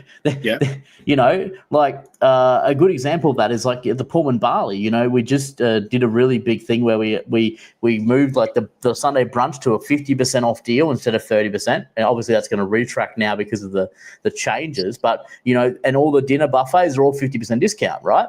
And if they find they lose people on these buffets, it's very simple. They'll just readjust the pricing down because they're looking at the cost at a 50% discount, right? So if they need to adjust it based on that, the hotel will do that. The hotel's not going to, you're still going to end up, I think it's going to come out, what we say, it's going to come out in the wash at the end of the day, I think. I don't think people need to be too concerned about it. I think, at this time in the world as well, I think the hotel pricing is quite reasonable. I mean, the dollars are a little bit all over the place, but I think hotel pricing probably is some of the most affordable it's ever been. What value for money and what you can get. And you think about if you're worried about the price of the hotel in regards to food and beverage, then just stay with a hotel that has a lounge. Book a Accor preferred rate where you get $100 US property credit. There's always ways around, or just don't eat in the hotel. If you're really concerned. But I do think that for what you're paying for Accor Plus and the benefits you're getting, I don't think you're losing out by, losing, and obviously for me, I also am affected as an Accor Plus member. You're affected as an Accor Plus member, especially for you. You're a couple. You're always dining with 2. But I still think, it's going to come out in the wash. It's going to be fine. The next thing is probably for me, it wasn't the biggest in regards to what people are talking about, but essentially I think this is the biggest one for me concern is that's the status, inflation and recognition. So essentially now it's going to be easier to obtain platinum status with 30 complimentary nights, which means more members are going to be in the lounge. Is it going to become overcrowded, that type of thing? Diamond feels less special, upgrades hard to get. I don't think so. I think Diamond, these are people's comments on the thing, but I don't think Diamond is going to lose any specialty. I think if anything, it's going to become more special because it's going to be harder to get. Still, it's the same. See some benefit in platinum being more accessible, but veterans feel the tier is being inflated. Essentially, it's becoming too easy to reach platinum. Lounges are crowded, upgrades are harder. That's some of the quotes. Diamond now feels less prestigious, which I don't agree with. And at least platinum is easy to reach now, which obviously is for people that obviously aren't platinum. So what's your thoughts on this? What's the thought of giving us 30 nights and getting gold status from day one? Well, gold status, you don't have lounge access. If we compared it to other programs that we can mention later on, 50 in some programs, 50 nights, you get a status that allows you the complimentary breakfast and the lounge. So that could be the reason why. So if you're a frequent traveler staying in properties and you stay 50 nights instead of, because you get those 10 nights extra. Now, does that make sense? Yeah. So it will be the same. That some other programs at 50 nights you get that similar matching level of the platinum status with Accor. So I think that would be my answer to that. And the benefits are the same. You get lounge and complimentary breakfast. Not all brands though, but most of the brands. So I would say it's pretty much at par with the in terms of amount of nights. And that's the way to get to that sort of elite status. I don't. You mentioned about will the lounges be overly crowded, but then they're gonna open more hotels. Are there gonna be more people traveling with status? And I'm sure there's some algorithm somewhere or data that we can figure out. Probably not going to be affecting. And then again, that's a good question. Are the people going to only certain properties because of their lounges? Good question, right? Yeah. What are you guys going to certain properties just because of the lounges? You know, that's Are you going to a particular property because of the executive lounge? That's a really good question. Yeah. So that's what we want to know. That's our question right now, guys. We're going. And then again, like depending on the locations of hotels. So let's say if you have an airport hotel attached to the terminal or just nearby with free shuttle, those are the kind of like more businessy hotels. But what's the businessy brand for Accor? Pullman, yeah. So you've been to Asia recently, right? You left Thailand to go to some other countries where they have some other airport hotels. So is that the reason why I would go to an airport hotel? Because there's a lounge. I love airport hotels personally. But you know, the lounge it's just convenient. I would say. I don't know. Then again, that's just information we don't have at the moment. Not really. Being in Europe, we don't have the same access to lounges as far as I could tell. Yeah, we do. We are very spoiled with lounges here. You know, we are. Back to some comments. We got lots of comments coming in. We'll continue the discussion. Mate, Michael is going to super thanks, $2.99 Aussie. I know that currency. It was a chocolate milk. I need to get the chalky milk and crack that open for Michael.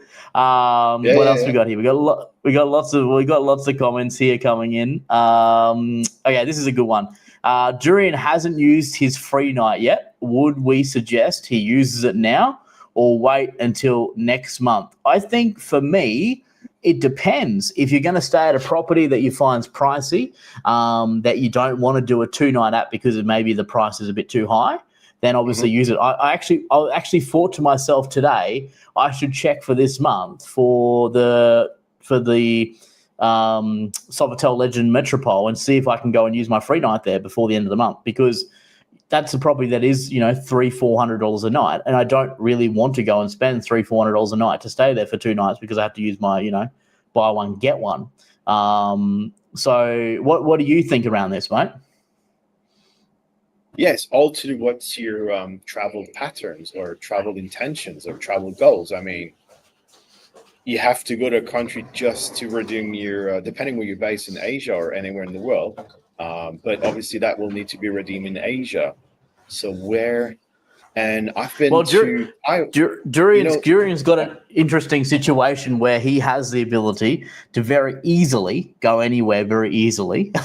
Okay. So let's say if you're based in Perth, which is where he's based, you could essentially get to Singapore. Like, for example, if I was to do it this month, I would say Singapore is a great location to use it, bang for buck. But then again, you've got to go there for 1 night, and then you still got to pay for a second night anyway if you're probably going to stay in Singapore more than 1 night, but maybe you're doing a stopover. So I guess it depends on the value, right? What you're looking for. Also, I just look at what I got. Chocolate milk. That was all planned. That was planned. And for anyone that missed it before, Michael, he shouted me a chocolate milk. So $2.99 for chocolate milk. If anyone wants to shout me a chocolate milk, you can do a super thanks. I don't know how to do them, but the two people have done them already today, which is a big thank you to us for bringing you the show and for my 365 venture. And yeah, you can shout me a chocolate milk or buy me a coffee. We have all the links there. The other thing, I don't know, you saw this because you were with me at my event, but my snazzy sunglasses that I got from Accor. Yeah. Very cool. They've actually got they've got the Accor branding on it, guys. Look at that. Yeah. Logo. So I think they're pretty swift. What do you think? Yeah. Not bad, yeah? Not bad. Thank you, Garth Simmons, Chief Operating Officer at Accor. That is from him. And I also got this very cool charger, which now you guys can see because I have it out of the box. This charger, it's got the Accor branding on it, which I've been using every day. I sit it here on my desk. You can get, it's like a clock here, charge your phone. Your phone just flicks up on there. And then it's got here for your watch. So if you've got a watch, you can use that. And then on the back here for your headphones. So your headphones go there. And how groovy is that? Yeah, it's like all included. But how do you, like, how many of these do they have to make? Right? So like we mentioned that. I mentioned that to you, right? Where do they sell them? Can you buy that? Yeah. Can you buy it?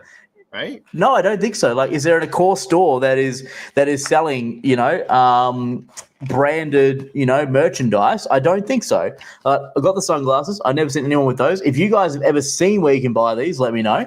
That could be interesting. If you want some, you just have to stay 365 nights in Accor Hotels, and you'll get one from Garth.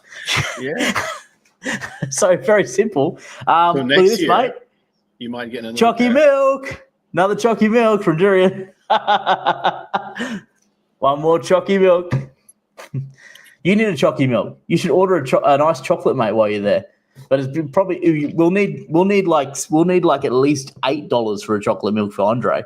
Mate, we need like at least 200 baht, I reckon, at the Strangler for an iced chocolate. Yeah, that's a good. I'll ask if they have, or they could just use ice cream and leave it on the counter for a bit, so it's going to be like chocolate cream, whatever. Chocolate cream milk. Oh, Doreen said that Garth Simmons was on a loop repeat when I was at Gary A last week, the Banyan Tree channel, something about sustainability. Oh, mate, did you reach out to him? Let him know that you're following the channel. I got a letter from him, which was really nice. I should find a letter. I can read it to you guys on the live. You read the letter there as well, Andre, in my room. It was in my room when I got back after the party. What do we got here?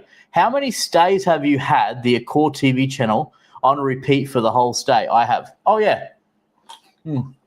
Definitely. If it's not the Accor channel, then it is my YouTube on the TV the whole stay. So right now, I was going to say right now I'm playing my YouTube on my TV here, but it's actually Andre and me on the screen right now. I can see us over there. So we're playing there. We're live here, and we're playing over TV, there. Yeah. We're on TV, and I can see Durian's comment there, and I can see the Chocky milk. So yeah, very cool. Some of these other comments, I've missed a lot of comments, guys. I'm sorry. Put your comments down below. We will get to them for sure, and then we'll continue talking about Accor Plus. So Steven said we won't set up a hotel, but we will choose a hotel. Okay. Yeah.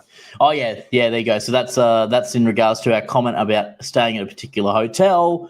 What else we got here? We got so signature status is focused on for chasing diamond, where nights are no longer useful. That is correct, because diamond we can only get by using points. What else we got here? Oh, and Tobias earlier said that he loved his stay at Banyan Tree. That would be Banyan Tree, Bangkok. Can't complain one bit. And this is a comment from Stephen. We're talking about the dim sum buffet. I took Stephen and Kim from the Gold Coast in Australia. Big shout to you guys. They came over for the 365. Oh, hi, Stephen. I remember. Yeah, we met. Yeah. You know Stephen. And we went to, we actually invited you to this, but you were already having a breakfast or a late breakfast with your missus. So yeah, we had the dim sum, and he's saying he would stay at Novotel Siam Square to stay and pay the price just so he could have the dim sum buffet. Very cool. Fair and enough. Durian said that the veranda, Chiang Mai, is a poor man's Four Seasons Chiang Mai. Four Seasons Chiang Mai, that's the one that has the elephants and everything, is it? Or was that Chiang Rai? I'm pretty sure that Four Seasons Chiang Mai, and Durian, you can confirm this, or Andre can confirm this for us. Yeah. I'm pretty sure that is the one that has the has the elephants or whatever. Yeah. It's possible. Check. Like they have like a special where you can see the elephants from the hotel. I'm pretty sure like a century or something. Anyway, I'll hopefully Durian's still watching and he can comment on that about I'm pretty sure it's like an elephant century, that type of thing, right? Continuing on with the different comments here, we have what else we got here? We've got, as far as I can read, you cannot link. Yeah, we know we cannot link the Voyager and also Explorer. Hope they don't mess with the Accor Plus Program Compatible Signature. We hope not. I'm just going to go through all these comments that I've missed, guys, for you guys. And any other questions, drop them in the comments down below. And yeah, let me know what you think about the Accor Plus changes. And if you want me to ask Accor Plus any questions, also drop them below and I'll take note of that as well. This is from my Nan. Big shout out to Nan watching from Air in Australia. Just had dinner at the club. Great night. Yes. Exactly, Michael. Yeah, so Michael mentioned in regards to signature with the status points, his focus for chasing diamond, where nights are no longer useful. And then Tobias has gone exactly, Michael, which is why I hope they continue to coexist. They serve different purposes, but having both can be very handy in some cases. And Michael has responded with, that's what I was thinking. There are two that are complementary. And let's hope they see that too. We do hope that, but you know what? We don't know what they see because they may see it as a different thing to what we see it as. Durian, we've answered his question. Yes, we answered your question around the free night. Where are you going to go? Well, now we've answered your question. Did you decide where you're going to go? Michael early with the chalky milk. I am on the chalky milk. It's very nice. I normally only have for breakfast. I have to recommend, guys, if you come to Thailand, 7-Eleven, it's everywhere. I was always getting the Meiji milk, Meiji or whatever it is, but this one is much better. Dutch mill selected. And all the milk here comes from Denmark. Very beautiful. Highly recommend. The discount that Cam spoke about before is exactly why Voyager become less interesting. Its advantage was lower price and 20% for luxury and 15% for mid-scale and premium worldwide. From January 26, all will be 15%. So yeah, correct. So essentially you have a small window where the 15 to 20% for luxury is going to be essentially still beneficial to be on Voyager. But after the 26th of January, that's being reduced down to 15%. So it's going to be better to have essentially Accor Plus Explorer rather than Voyager. The Voyager will become cheaper, so more cheap than Accor Plus, but still you get 10 days and plus for Accor Plus Explorer, and all the discounts to Asia not applicable for Europe. I think it will depend on the travel pattern. Yeah, I think I read that Accor Plus Voyager will become for $199 instead of the $249, whatever it is. I think it's $219 or $229. You're saying that Gus Simmons was at Gary V. How many stays? We went through that. Here we go. 4 Seasons Chiang Rai is actually a tented camp type setup and has elephants. That's the one that I was talking about. Chiang Rai. Okay. Chiang Rai. Yeah. You got back just in time to find out the answer. Good. My life is very cool. Good timing. Your life is perfect. And guys, we're caught up on questions. So if you have more questions, drop them in the chat. If you want to shout me a Chocky Milk or a more affordable Coke Light, then feel free to drop it, or shout Andre a drink as well. He's probably dying over there at the Shangri-La. You'll probably need to do more than $3 though, because I don't know if you could. Maybe you could buy a tea for $3. Like, what are we talking? Like 80 baht, 70 baht, maybe 80 baht. Is there anything on the menu for under 80 baht? I think start about 120, 130. Like tea. 150. Like tea. Have discount. Oh, discount. What's your discount at Shangri-La? Like you get 10%, I think. Just for being a member, nice. like the basic level. Oh, like a free member? Nice. Continuing on with our Accor Plus. So we have the renewals and transitions confusion. So people unclear regarding around the 1st of October transition. Should members cancel? Do they have to rejoin to benefit? Do complimentary nights carry over? They want to know, do I lose my 30 nights if I renew before January? Should I cancel and rejoin in October to get the better deal? Not sure what happens if my Accor Plus expires before October. These are all questions that people are having. These are all confusions that people are having. We'll obviously ask all these questions when I talk to Accor Plus, but essentially, from what I understand, is the 30 nights comes into play as of the 1st of October. I don't believe you're going to get gifted like the extra 10 nights or whatever. Let's say you got 20 early this year. I don't believe you're going to get gifted like an extra 10 nights on the 1st of October. I believe it's going to just be as of your membership when it finishes, you'll get the 30 nights when you renew, from what I understand. And just a big thing to keep in mind, guys, is that Accor Plus, well, no matter what it is in terms of what it is now, because we're talking Explorer, Voyager, Signature, all that sort of thing, Accor Plus is separate to the Accor Live Limitless program. So Accor Plus is a benefits program, and essentially that's all the extra benefits you're going to get when you're staying, with the Accors, and essentially getting the 15% off, the 30% off, the discounted room rates. It's nothing to do with your status. It's nothing to do with you being a platinum member, with you being a diamond member. It's nothing to do with you guys being an actual member and what level you are. You're not losing your free breakfast. You're not losing any of those benefits, the lounge access. It's all going to be fine. So yeah, what's your thoughts around that confusion? I think they've made it pretty clear what's happening. As of 1st of October is when all the benefits are changing. If you renew or if you upgrade or whatever, become an Accor Plus member, you're going to be at 30 nights. It's pretty simple, right? So in my situation, if I have, let's say, 10 nights, I renew my Accor Plus, that means I will have 40 nights.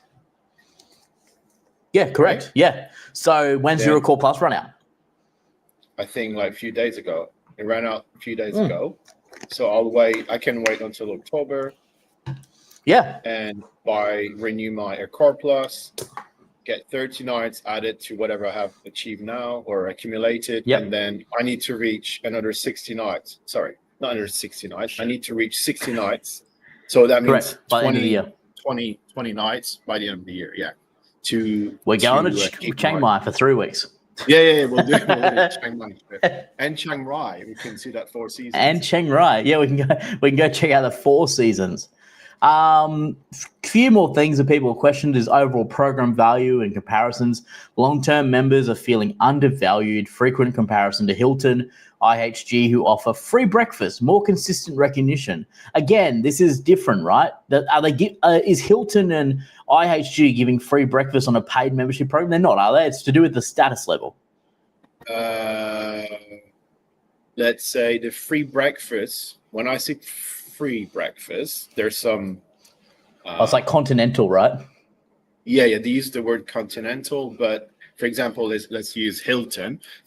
If you're in the US or in some hotels in Canada, that they give you like a $10 credit, or if you go to high-end properties, it can go up to $25. But remember, the coffee is $8 plus tip plus tax. So you might get like a croissant or something like that if you're lucky. So that's why the program is very appealing if you're traveling to Asia or anywhere outside North America now. So if you have gold status, you would get complimentary breakfast, but no lounge access. Then if you have diamond, which is their top status, you would have complimentary breakfast and lounge access. Yeah. That's for Hilton.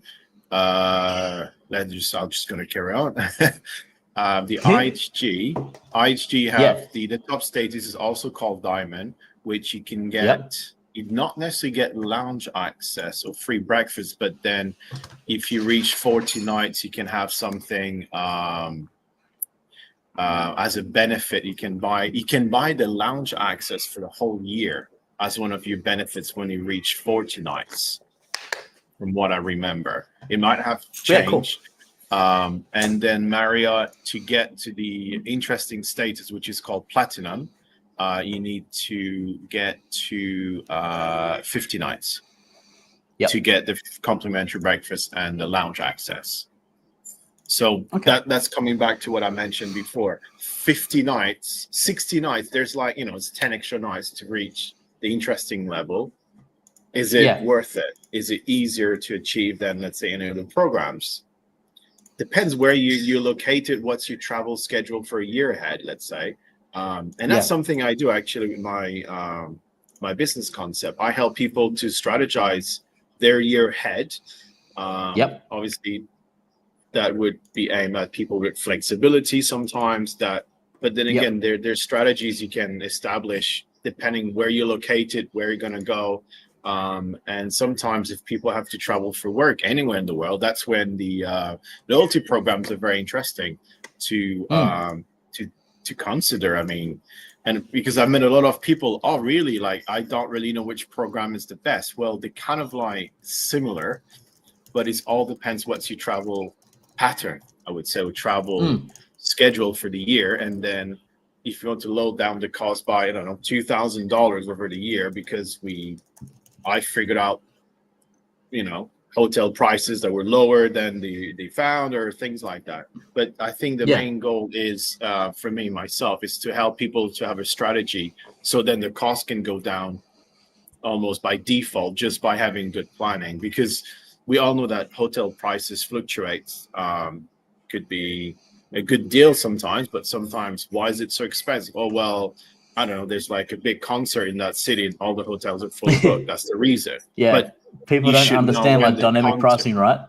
And that goes down to basic. Like, I have no flexibility. The chances are, well, I'm going to have to pay probably maybe sometimes 4 times the price for the same room, right? Yeah. Imagine the Novotel Siam Square at Christmas time. I think I looked at it. I think I saw New Year's. I looked at it when I was there. I think when I was sitting there with Steve, I was like, wonder what this place is like at. It was like 12 or 14,000 baht. Yeah. But that's going to be on the 31st. I've checked a lot of hotels recently. That's going to be the price, 12,000 and up. And there's lots of deals. Like, there's lots of things where, like, you even have to book like a minimum 2 nights or something. And they're fully non-refundable. Yeah. So, like, you have to pay up front. You have to book a minimum of 2 nights. There's all these conditions, which is crazy. Yeah. Tobias has a question from a friend. First time going to Bangkok and Phuket in January. What do you recommend for him to see, do, and what hotels to stay at? Mate, I think you're the see and doer. I'll talk about the hotels. Okay. See and doer. I need to know. Well, I'm curious about who's that friend. Because I would love to talk to that person. And because my business model, we had many discussions. It's not like having the best deal. It's having a program for someone to have the maximum enjoyment, or when they travel in terms of hotels, what they can do, little tips and tricks sometimes. And then, so the whole experience is at a level that the prices will be lower than, let's be honest, there's a lot of scams out there. I have no control on that. You have no control on that. But what we're doing is quite, proper, I would say. And then, it's just providing what I do. I just provide information to anybody who would like to know, okay, what can I do in Phuket? Well, there's different areas of Phuket. There's different hotel brands. There's different things to do, things to see. But sometimes you need to have like a personalized itinerary, or just to know what can I do there with the time frame I have. Remember that Phuket will be the high season, and Bangkok also in in January, right? Yeah, in January. Yeah, January. So yes, higher the prices, season. Let's say whatever you can find at 4,500 baht in July during the rainy season will be maybe 8,000 or 9,000, so almost double the price. But then again, it's all about having a strategy. Like, let's use the word deals. There's deals out there, but we cannot predict what's going to be the final deal. Especially for hotels, because like you said, the prices are fluctuating. Do you book 6 months before, 3 months, or 3 days? Depends. It's all about, and what we do, that we have the average price throughout the whole 12-month calendar. that if it's six times the price, there's something wrong, or if it's there's something wrong with something on. Yeah, exactly. So that's what we do. I think we had many chats about it. Like, we can provide information to people about these are your options. If you want to do a river cruise on the nice river in Bangkok, there's different levels. Do you want the meal? Do you want buffet? Do you want fine dining? Do you want there's a banyan tree boat. I don't know if you heard of that one. Really? So a banyan tree boat? Yeah, because where I live, I see the boat every night. So yeah, so if you're staying in a banyan tree, I'm sure they have packages you can purchase from them directly, and I'm sure the price might be, there might be some discounts. I have to check that actually. That's a very good point. And those kind of things, I assume that if you want to do it on the 31st of December, the prices will be higher, but January time, that could be one of the benefits for their high-tiered members they have at the banyan tree. Because they actually have their physical own boat. It's called banyan tree or banyan tree. And that's one of the things. But and then hotels, do they have lifestyle packages? Are you aware of that? Any Accor properties in Bangkok you mentioned about that the M Gallery one, they have something special. But that's something we can have a look as well, or create something. Co-create something for the hotels to offer to their members. That's a good suggestion. And in terms of flights, what's a cheap flight within Thailand? Well, depending on the time of the day, do you have luggage? Do you have only carry-on? There's a lot of factors that when you travel, that's what we do. I have tried personally all the scenarios possible when it comes to travel. Like, what's the price for things? Well, there's a normal price and there's a rip-off price, right? I got to the to Phuket airport in the summer. They know when the tourists are arriving, right? They're waiting for you. And then you need taxi. Yes, you're going to need taxi. You're not going to walk to your hotel. It's 30 kilometers away. But let's say you didn't book a hotel shuttle from your hotel. What do you do? What are your options? There's like people going to chase you down. Or people are going to pay a ridiculous amount for, Grab or whatever. I mean, I use Bolt. I had to walk out onto the main road to get it. But, I saved so much money. It was insane. And then but saying that the taxis or transportation options in Phuket are slightly more expensive than Bangkok in general, because it's a tourist destination. For example, I know how much a taxi should cost, and then there was one lady with a sign, you need taxi, how much? And then she gave me like a inflated price for tourists. I said, I live here, like if you can do the same as Grab, I'll go with you. For example. It's crazy, right? But there's no, it's not a scam. You can pay with credit card. That's another thing that people might wonder, like, can you pay with credit card? Yes, most places now in Thailand. And then, if you can do we the accept same credit price, card. we accept credit cards. Like, those are the things that I would say make the whole experience a bit more pleasant or enjoyable, right? But and now that's your turn now with the hotel. Which hotel are you talking on the Accor hotels now? We're talking Accor hotels. We're talking about Accor hotels. I mean, we've already chatted about this. It's from, European nations. So already, depends on obviously the Sofitel Swing Week's one that everyone wants to stay at, but there's so many options, and it all comes down to what you want.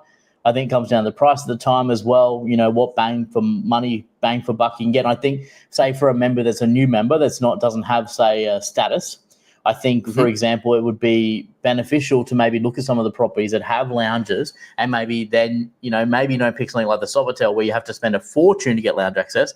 Maybe stay with something like a Pullman or something, or a Novotel, booking a lounge access room. So you're still paying a lot less money, than what you would be, say, those other properties, but you're getting all the benefits. So, for example, the Novotel Sleepy 20 with their new lounge offering might be a really good location, number one, and then number two, a really good lounge offering.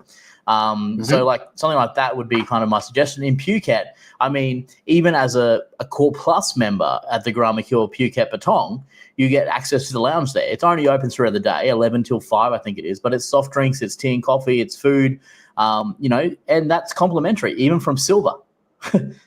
So that's good. That's really cool, yeah. So I think there's many options we can look at, but definitely maybe, Tobias, we can link up with your friend with Andre as well, and he might be able to do some of the planning, and then I can book the hotels once we work out what the best to do is. Something really interesting. We got a few more shout outs. We got Sky, who said hey, and we've also got Tracy, who's in Bali Airport. Howdy as well. That's your mom, right? She just made it to Tracy's Bali, your mom, right? Yeah, she just made it. Oh, so good. Shout out. Hi to Tracy.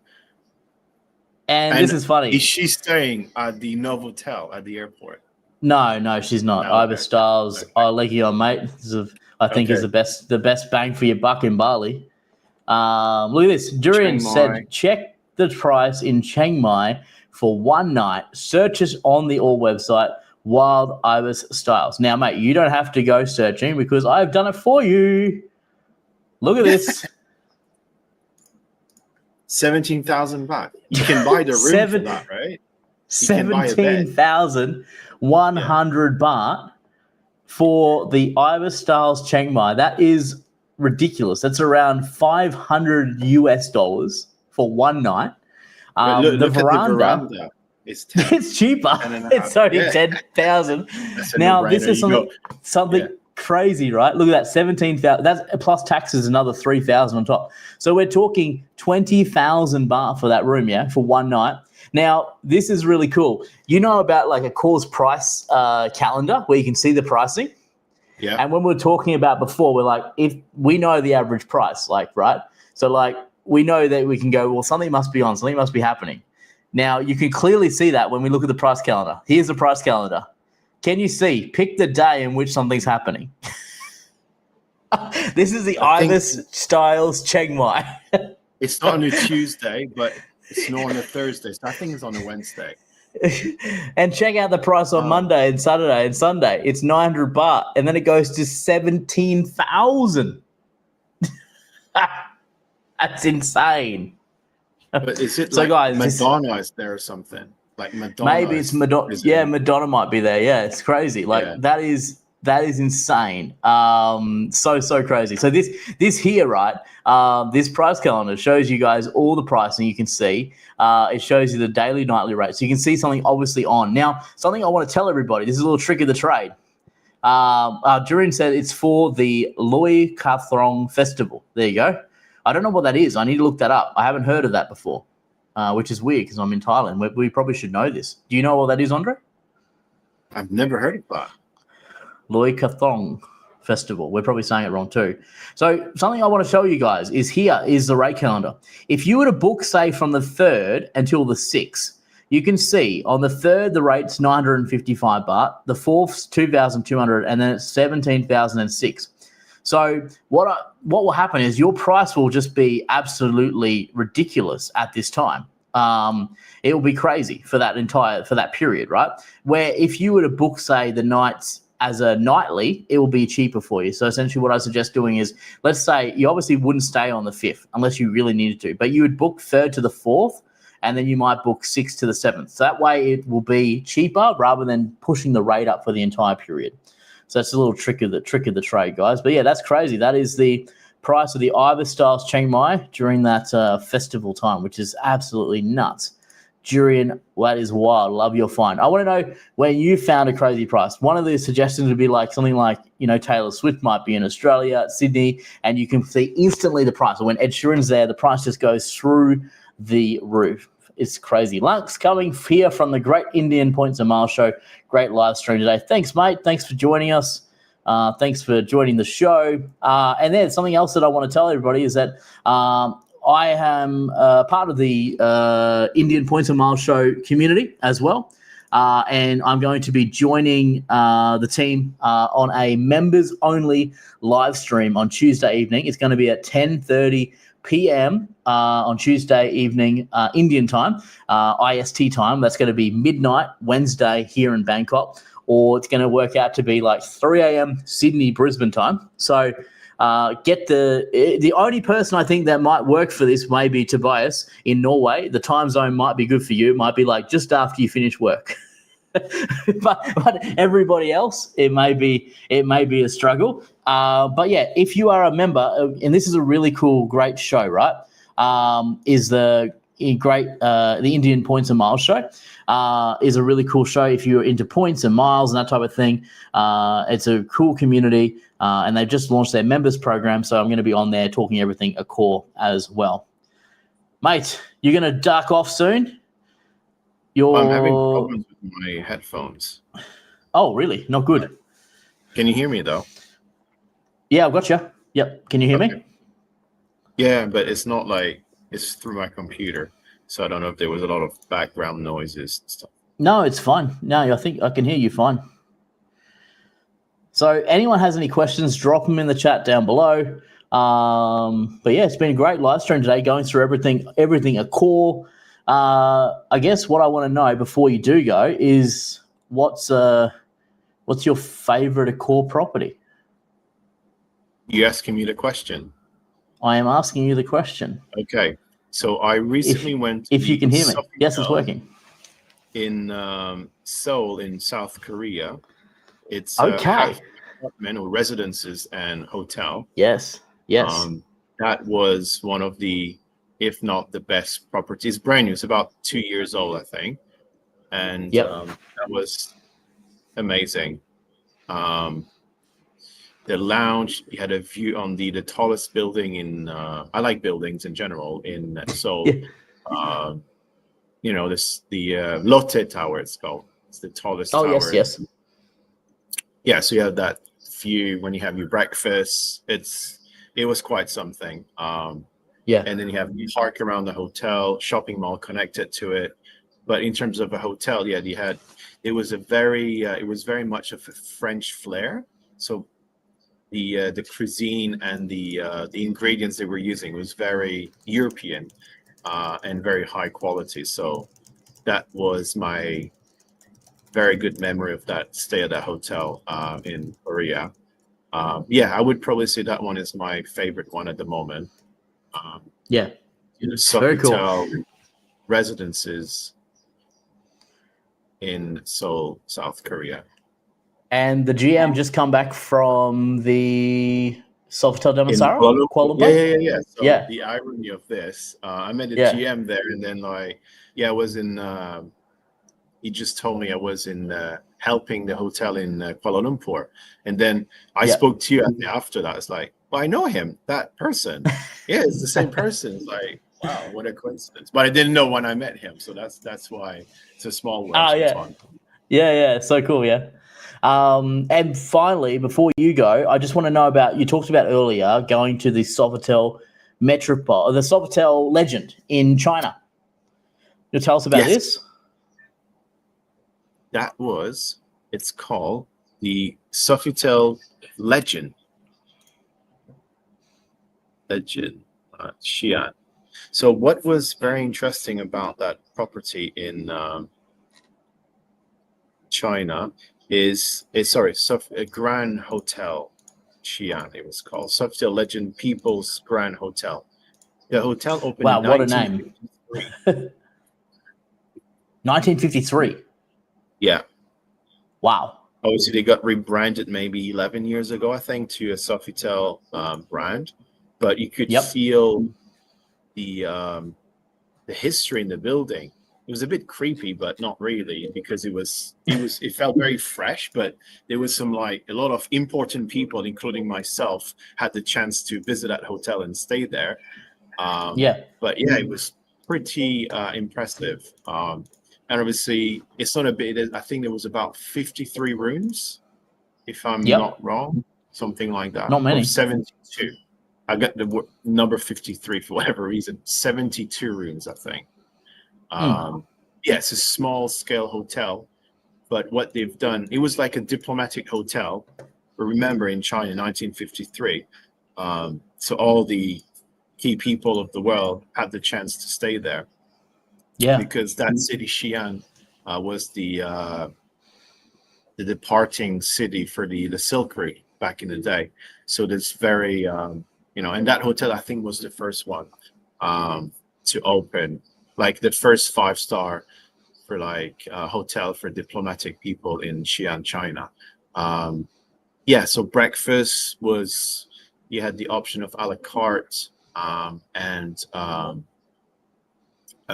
buffet style breakfast, and then they had a lounge, but the lounge was like a diamond display. It was a bit weird. I have some photos. Next time we have our podcast, we can come back on that one. I'll show some photos, because that was nothing like I've seen before, with like relics of people and things like that in the lounge. It's kind of like a cigar lounge, but converted for the elite members in the evening for the evening cocktail. That's they had a selection. Yeah, that was quite impressive. And the location is right in the middle. And then what's interesting, they had a Sofitel next door that had the all-day dining restaurant, because they didn't have that sort of restaurant for all-day dining. And they had the Grand Mercure in the same kind of like complex. It was very interesting. You showed me that, like, it was like the sign. There was like a sign at the front, and it had like all the different hotels on it in the one complex. Yeah. And it had a normal Sofitel as well as a Sofitel Legend. It had a normal Sofitel and the Sofitel Legend, didn't it? Yeah. The Sofitel felt a bit more like the Pullman in Hanoi. You stayed at both. Yeah. So was it really okay? My question was there a need to have 2 Sofitels next to each other?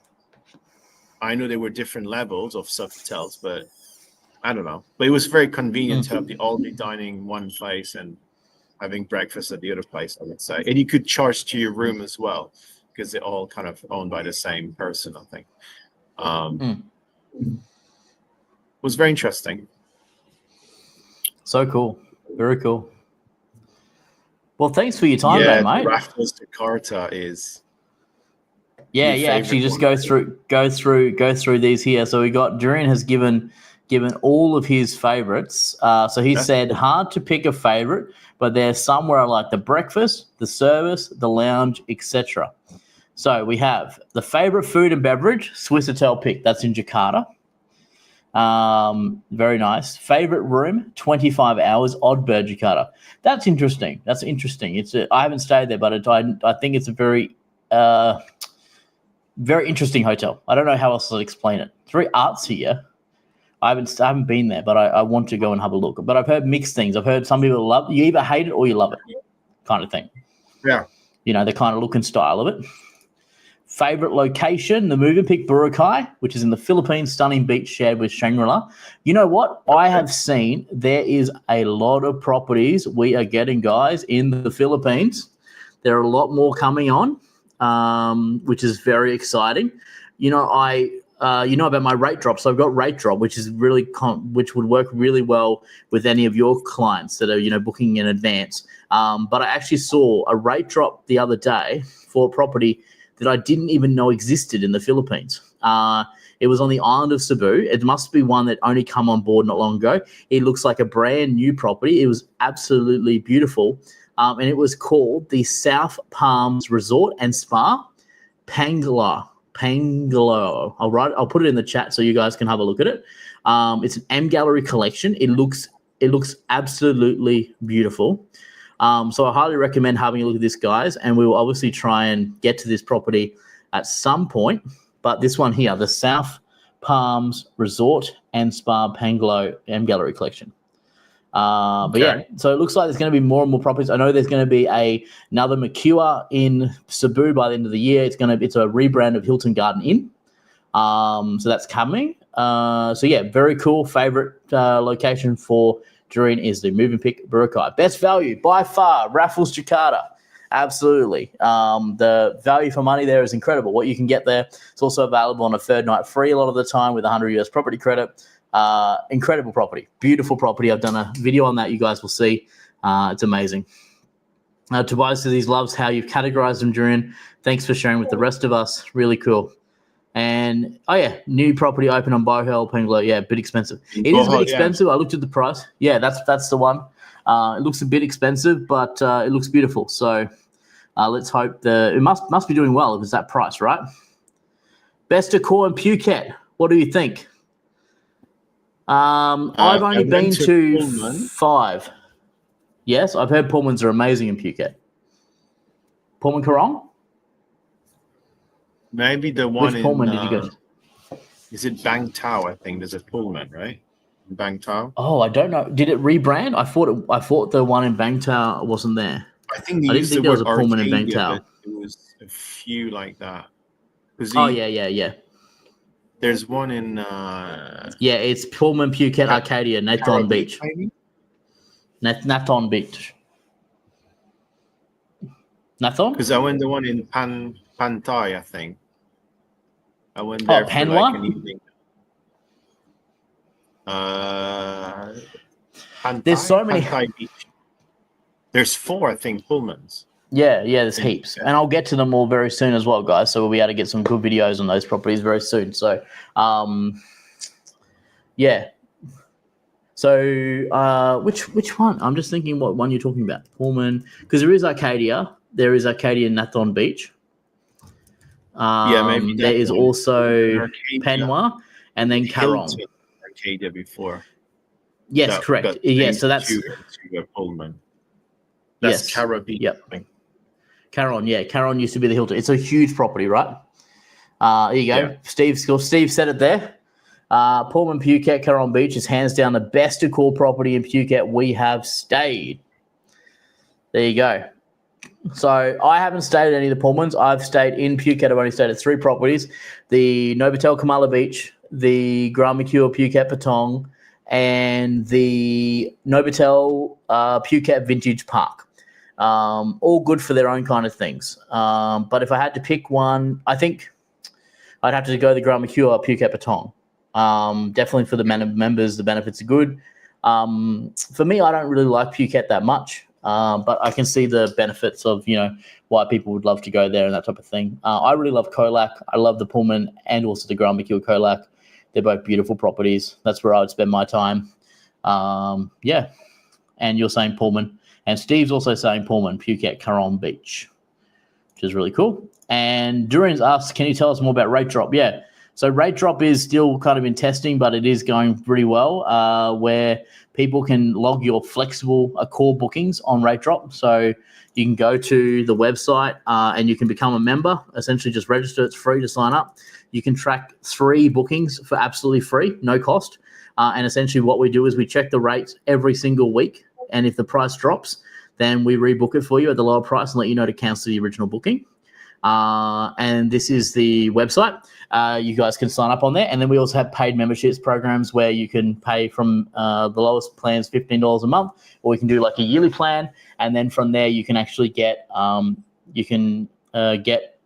daily rate drops. So essentially where we're checking the price every single day, and we can save you money on your hotel bookings, which is really cool. So that's the website, ratedrop.bebaffled.com. Tobias, Pullman Panwa is awesome, a little old but being renovated. Yep. However, Pullman Arcadia is probably the better of the 2. I heard Caron is stunning and probably the best, and see others confirm that as well. Very cool. So that's hopefully that gives you some information. Is it Gokal? Krishna? Best Accor properties in Phuket. If anyone else has any suggestions for Gokal, they can also put them in the comments down below. Let him know there as well. Anything else from you, mate? Anything else on your side, Andre, you want to talk about? I think we should schedule another episode of our podcast and show to our viewers all the nice photos, because I'm sure you have a lot of videos, photos, and things, and do like a montage or something, just to show people like especially like some specific properties, like they're special. It's like food and things. I know you cannot taste it, but it's always good to have an idea just before booking, even even I visit properties not every day, but frequently, just to have an idea, about the location, basic stuff. Sometimes, like, do they smoke in the lobby? I don't know. I mean, I'm sure they don't, but sometimes, the location, traffic, noise, and things like that, or just visiting rooms sometimes, because most hotels, obviously it's quite a fierce competition here, especially in Bangkok. Like, are the hotels full? Not necessarily, right? Yeah. No, I get what you're saying. Something else. Something else I'll talk about as well is something that I'm going to do in the future, guys, coming up very, very soon, is I'm going to be launching essentially, as of Monday, I believe it's going to be, as of Monday, I'm going to be doing a video series on essentially my album that I released. So within this album release, so I'm going to release essentially the 10 songs that are on the album, the 365 Nights That Changed Me album that I've released. If you guys haven't heard it, you can check it out. It's streaming on Spotify, also on Apple Music. You guys can check that out on there. But what I'm going to do is I'm going to be releasing it on YouTube. Now, not going to be the full songs, but what I'm going to do is, as of Monday, I'm going to essentially, for each song, I'm going to show you guys, talk about the song itself, what it's about, the meaning behind it, why I wrote it, that type of thing. Because the whole album essentially is a story of my whole 365 nights of me staying in Accor Hotels. So what I want to do is I want to release it to everybody. I want everybody to hear it, because I've had a lot of people that say, I don't have Apple Music, I don't have Spotify, I want to watch it on YouTube. So that's fine, no issue at all. If you guys can support by buying it on Apple iTunes or Amazon Music, anything like that, that's amazing. But if not, it's okay. We're going to release it on YouTube. It's going to be the first video is going to be released on Monday. So I'm going to be essentially doing next week. We're going to run all those videos through, and then the week after as well. So you guys can see all 10 songs from the album, and you can get an idea about the actual meaning behind every song as well. So that's something that I'm going to be releasing very soon. But yeah, I'd also love to know in the chat what else you guys want to see. I'm looking at doing in the future breakfast series. So for Bangkok here especially, I'm going to be going around to all the properties and filming some of the breakfast offerings that they have, as well as, of course, the executive lounges. I know the executive lounges, the premier lounges, the club lounges, all the lounges around and what people want to see. You want to see what you can get, what value for money you can get, what you at the different properties, and that is something that I am going to do for you guys. So yeah, if there's anything else that you guys want, then definitely drop a comment down below. I'm also going to be doing a China series as well. Very soon, I'm going to be going to a place called Sanya, which is in Highland Island. If you guys saw my video on Sofitel Haikou, this is on the same island down the bottom. It's like what they call like the Hawaii of China, which is very, very cool. So yeah, I'm going to be doing that as well, which is going to be amazing. So yeah, still going to be going to hotels. We're not finishing the channel. The channel's not going to be stopping. Still going to be going, and yeah, still releasing content for you guys. Won't be as often, because obviously at the moment we're releasing content every single day, which has just been absolutely crazy. But yeah, I'll still be releasing content.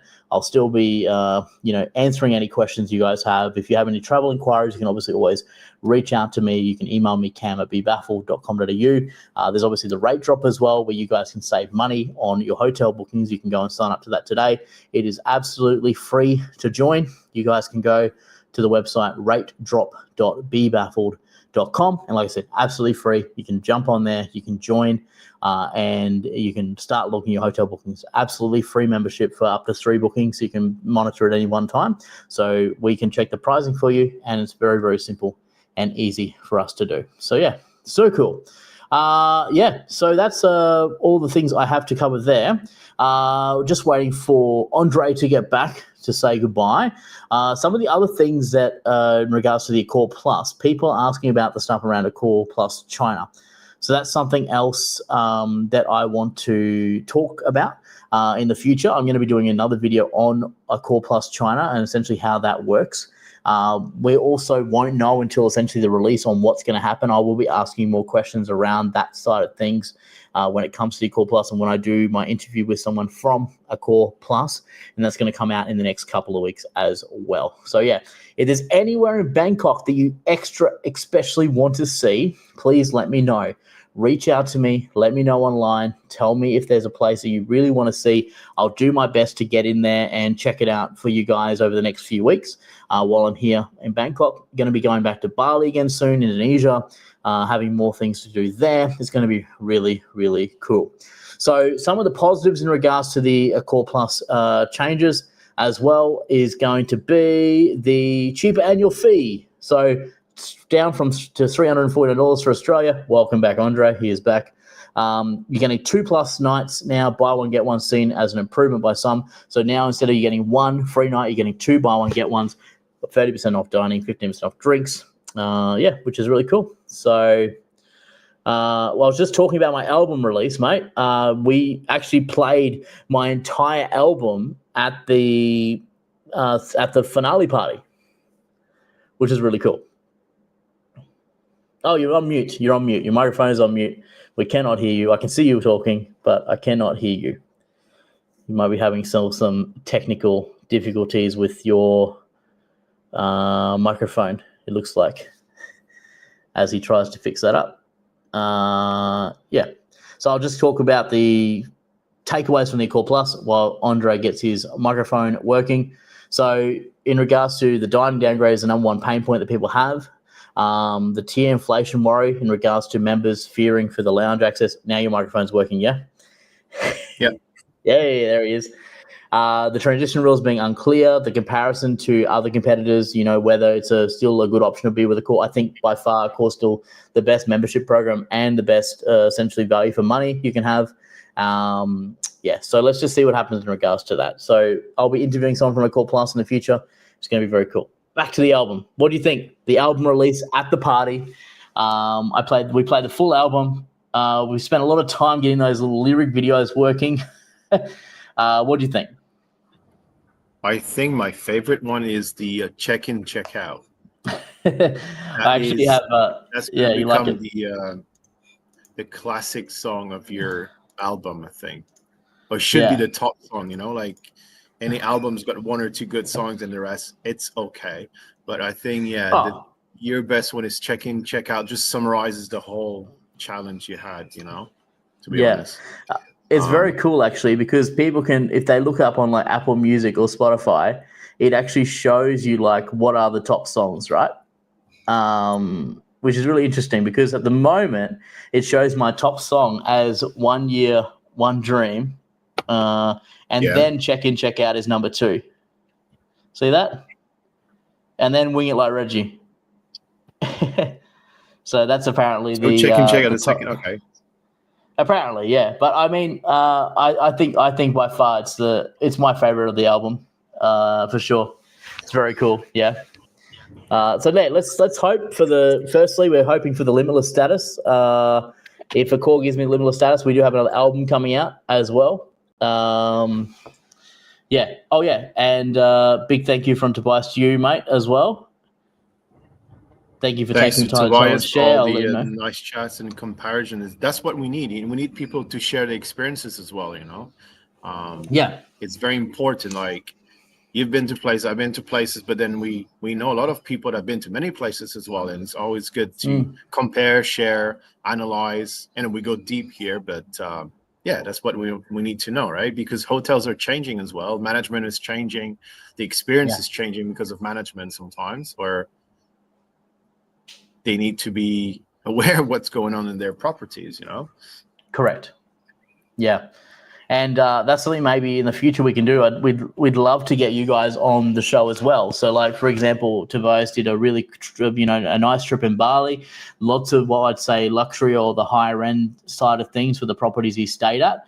So it might be really cool to get him on in a future episode that works with the time zone. And you can talk all about your Bali adventure and all the property you stayed. I think having some property recaps would be really cool for members. So if you guys have interested. Julian, I'd love to get some recaps on your properties. I really want to know about Gary A in Jogja. I want to know how that was. Yes, and so sad you couldn't make it to the party. It would have been awesome if you were there. But yeah, so cool. Tobias says that Wing It Like Reggie is his favourite song. It's because he wants the exciting upbeat one. You're going to love the next album, mate. You're going to love the next album is going to be so exciting. There's so many cool songs on it. There's lots of upbeat. There's lots of excitement. It's very, very cool. And some really cool songs that are going to, I think, be even better than the first album, to be honest. I've got a really cool song that's going to come out, and it is called Upgrade Roulette. And points don't lie. Yeah. It's really cool. Good. So I'm excited for that. It might even be better than Wing It Like Reggie. So let's see. Okay, so Michael's just back from dinner. So Michael's at a Mercure property at the moment, and he's at a property where the restaurant isn't attached to the hotel. Like it's attached. It's a sports club, right? So the sports club doesn't participate in the program. So he gets no discounts there, but the Mercure's there, and he still can earn points there. So they bill it to his room, and he can still earn points. So he's going for platinum status this year, and he's going for diamond status next year. So yeah, you can see there, so full, and another 158 status points from dinner. So cool. Appreciate the Durin. Appreciate the contribution to the channel as well, and hopefully we can catch up again soon. You'll have to come back to Bangkok, and you can meet Andre as well. Yeah, awesome. Sure. I'm always willing to meet interesting people and help people with their travel planning and strategies. You know, that's what I do for a living. So anyone interested, please give me a shout.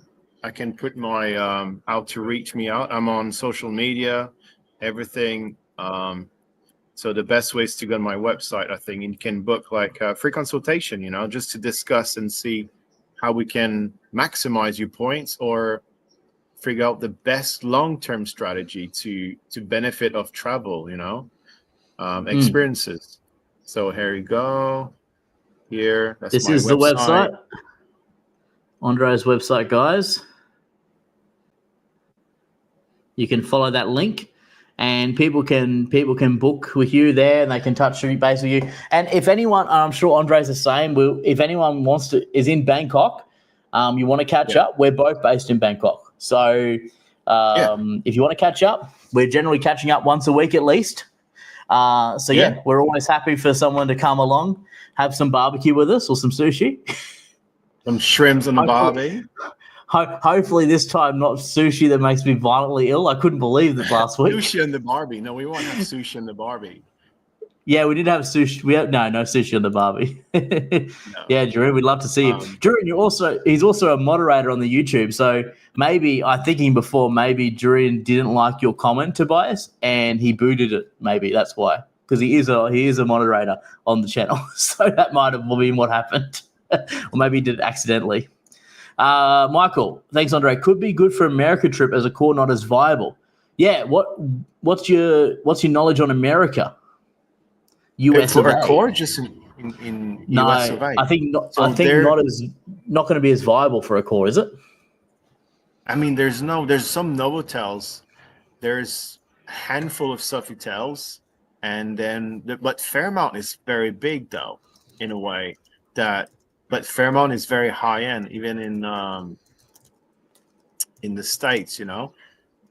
But are they opening a lot of new Fairmounts? Like in Canada, there's about 8 or 9, I think, in Canada, just Fairmount brand hotel, because the brand is from there. But they kind of fit into like a very high end IG. Yeah, IG is probably the best one in North America at the moment, because the issue is that everyone's got status with Hilton and Marriott.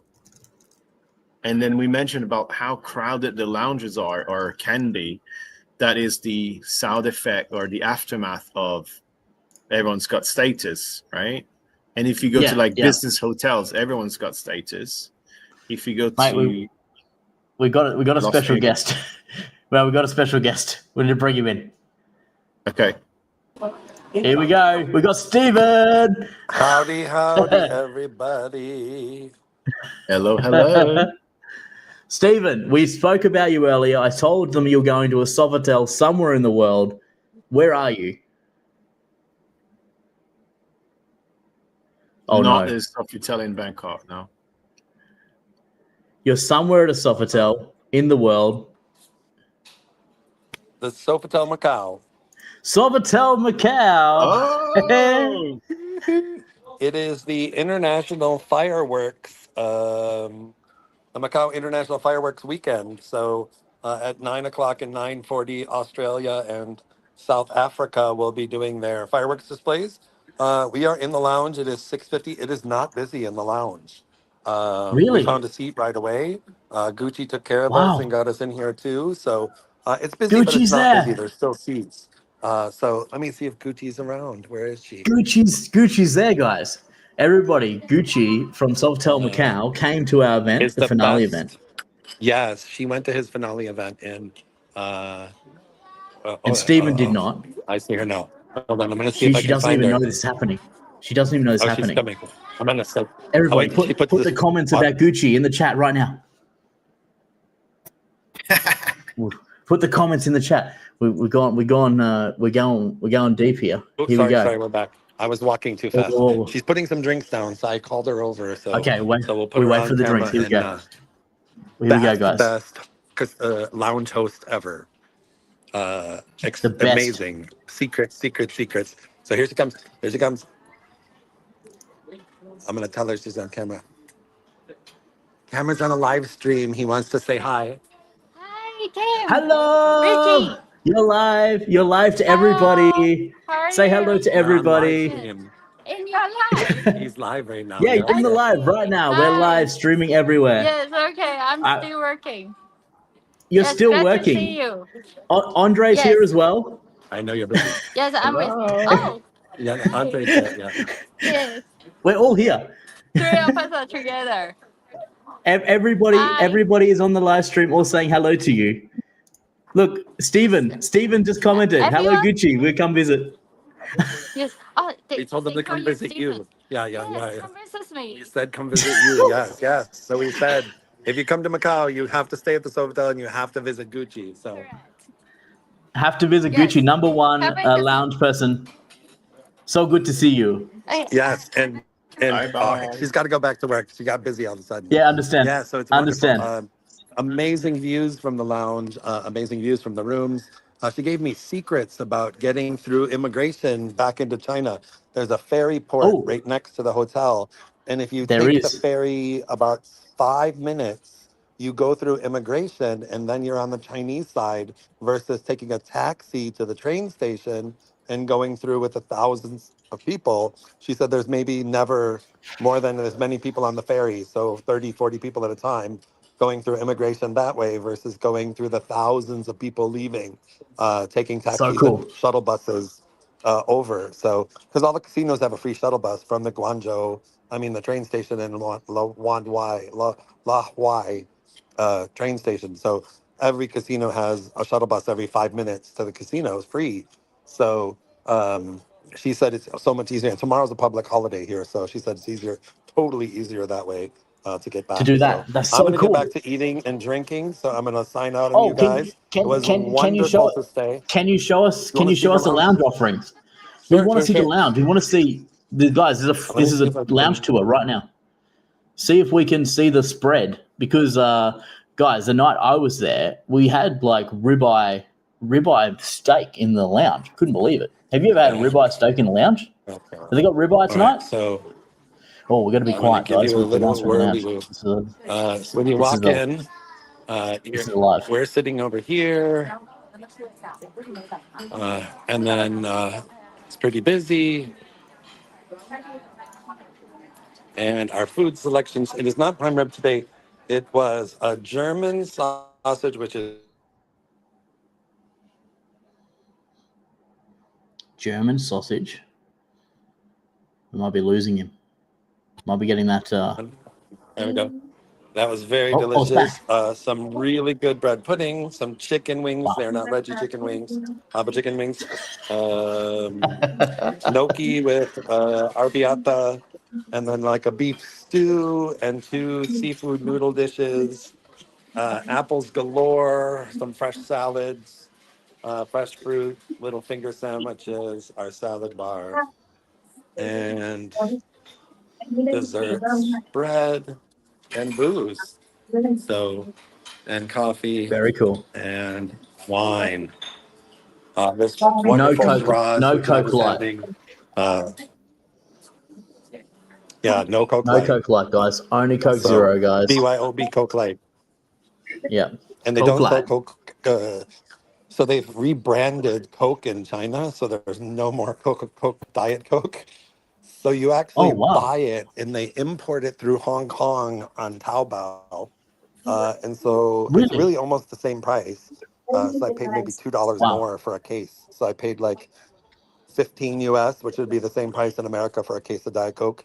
And $2 extra. Wow. I paid 17 to have it delivered, 24-pack of Diet Coke directly to my house on Taobao. Thanks, Taobao, for being so wonderful. Not And sponsored. hold on, I'm going to switch back to front camera. So cool. There it goes. All right.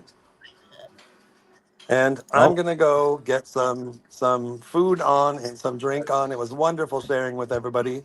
And what room did you get? Did you get an I upgrade? hope you have a great weekend. What room did you get? We got to start planning trips for people. Yeah, everybody. Everybody needs to come everywhere. We got to generate some revenue between the 3 of us. What room did you get? All right. I'll see you later. Ciao. Okay, we will find out from Stephen later what room he got. How cool is that?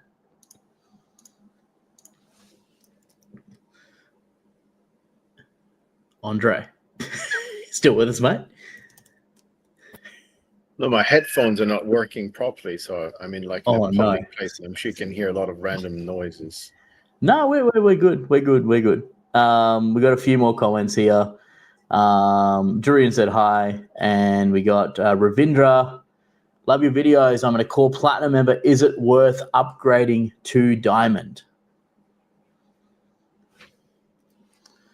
What do you think? Is it worth upgrading? I think, of course, especially with the new Accor Plus changes, there are going to be more people that are going to be, they're going to be essentially gold members and then platinum members. So I highly recommend. I think Diamond is really where you need to be these days to get all the benefits. You know, you've seen from the videos the really cool stuff. We do get faster internet. So maybe if Stephen, he just dropped back to platinum, maybe he was still Diamond, he would have had faster internet and we would have had a better stream just then connection. Maybe. Michael, is the IHG backup, is it with the paid program or only via normal status climb? What else we got here? Michael said to buy a standard. You can buy the paid program, you can buy? which is about $250 per year, which then you get platinum status. But the only downside is you just get platinum, but you get buy one, get one night free, but only usable at Intercontinental, which is a high-end level of IHG. So you cannot use your buy one, get one free weekend nights. Oh, you can't? Outside the Intercontinental, and you have a handful of them around the world. So if you happen to live in Middle America, there's no Intercontinental there, for example. So you need to focus on, and it's only the weekend.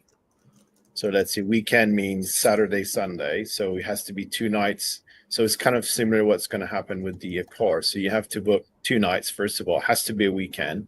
And then they're going to charge probably a higher price for the first night. So it's technically 50% off.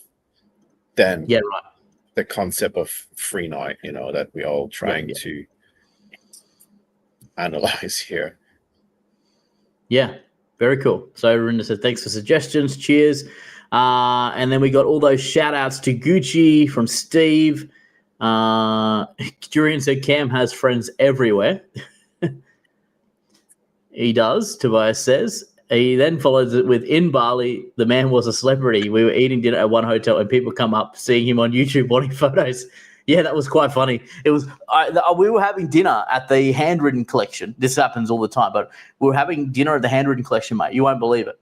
And we're out, like, outside. We have, like, all the tables. It's like a on the beach kind of thing.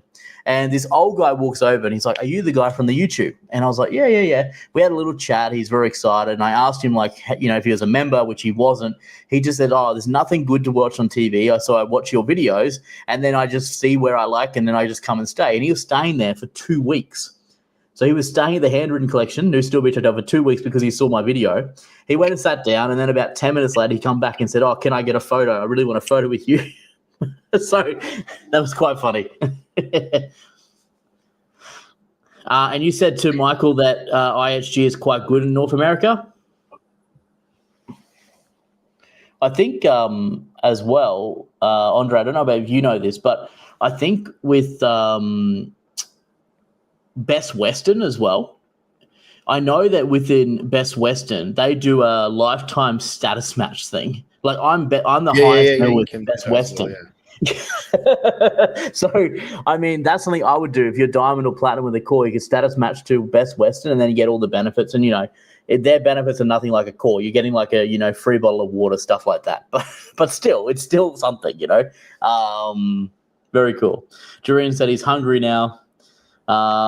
Intercontinental will work in Sydney or Hua Hin, so maybe next year after he locks in Diamond. Very cool. Well, I think, is there anything else you want to talk about? I think that we've gone through everything. We've gone through Accor Plus. We've gone through Sofitel Legend. We probably didn't talk too much about our favorite hotels, but we did talk a lot of hotels, different ones that we'd been to. And I guess we just, we probably need to, the other thing is, this a good time for everybody out there? Is like a Saturday afternoon a good time for us to jump on? That's what we also want to know. What's the best time? Saturday or Sunday? Is it maybe a weeknight? What is the best time for us to jump on and have a chat with you guys about everything Accor? And if there's anything else you want to know, then just let us know. Anything you got, mate? No, I think I'm good. After seeing all that food, I'm hungry now, like durian. So I need to go and get some food somehow. Yes, very easy in Bangkok. So thanks. It was amazing chat again. And, it's always good to know what people want to know, and then we can help them. That's the whole point of this. Using and like we said, we're based here in Thailand. So anyone who would like to discover Thailand, we can make sure they have the best experience ever, I think. Of course. In terms of hotels, obviously. In terms of hotels, and also you get the lovely thing of you can meet us as well. Yeah. When you're in Thailand. So come check it out, and we'll be more than happy to meet anybody that wants to come. And we'll definitely keep everyone updated. Keep an eye on my YouTube, obviously, as well as the Instagram. The Facebook. The Facebook will kind of tell you guys when the lives are coming up. We will try and do them more regularly. And we'll try and do the audio version as well, so you guys can listen to the car if you miss this as well. But of course, the best thing always is to jump on the live, because then you can ask any questions. We love the interaction. Big shout out to everybody, and thanks for interacting today. Thanks for the super chats as well. That's really cool. Got myself a few chalky milks.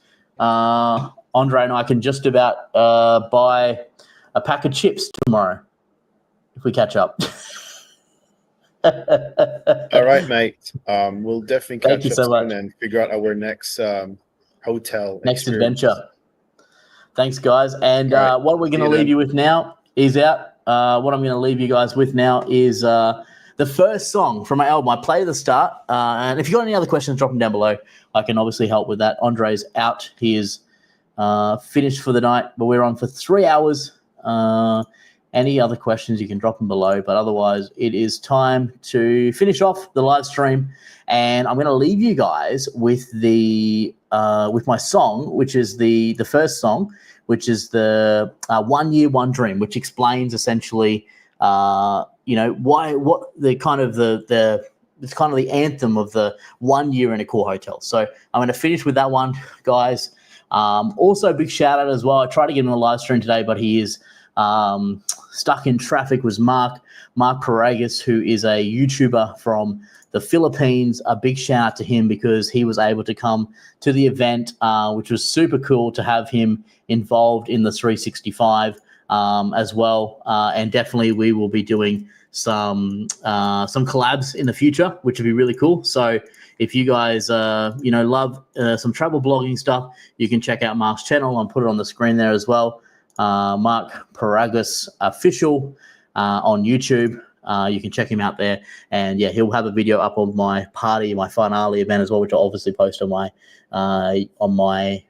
Facebook as well when it releases. So yeah, we'll have him on very soon as well. He can talk about everything in regards to travel and adventure, but he also is a platinum member. So yeah, you can see some really cool tips from him as well from the Philippines. So yeah, great to have everybody today on the chat. Thank you so much for joining me.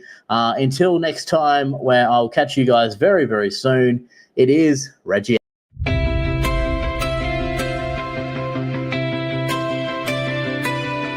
Started with a suitcase, heart full of fire. From Bangkok nights to a Saigon sky. Chasing stars in every swoot and stay. Reggie's rode the Accor way. Woke up in a new bed every night. Diamond dreams and that upgrade life. Hottest smiles and chicken wings too. A journey the world never knew.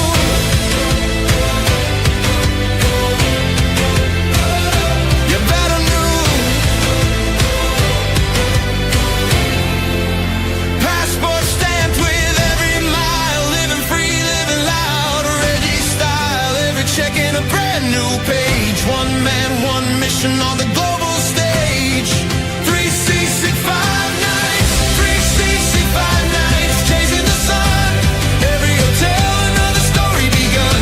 From Pullman views to Sofitel Grace. BeBaffled heart in every place. Diamond shining, never done. All for the love, not just the fun. This ain't just travel, it's legacy. Reggie's journey for the world to see.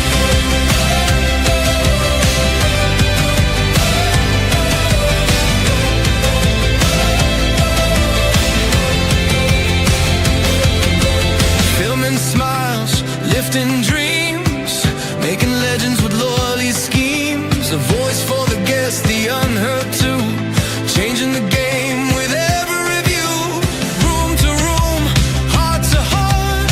Leaving love in every part. From lobby lounges to sunset bars. He turned hotels into rising stars. Rising stars. He's more than a guest, he's a vibe. A rebel with upgrades on the rise. Limitless living, loyalty true. Reggie's got a story for you. 365 nights. 365 nights. Chasing the sun. From Kosi Chang to Hong Kong run. Every welcome, every key. Built the BeBaffled legacy. For the ones who dream, who dare. Reggie proved it's all out there. Not just hotels, it's destiny. A year of nights, a lifetime free.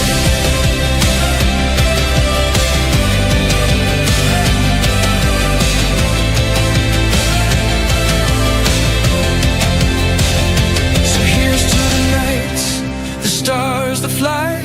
Reggie's name shining in that diamond light. One man, 1 year, one fearless call. Be baffled forever, inspired.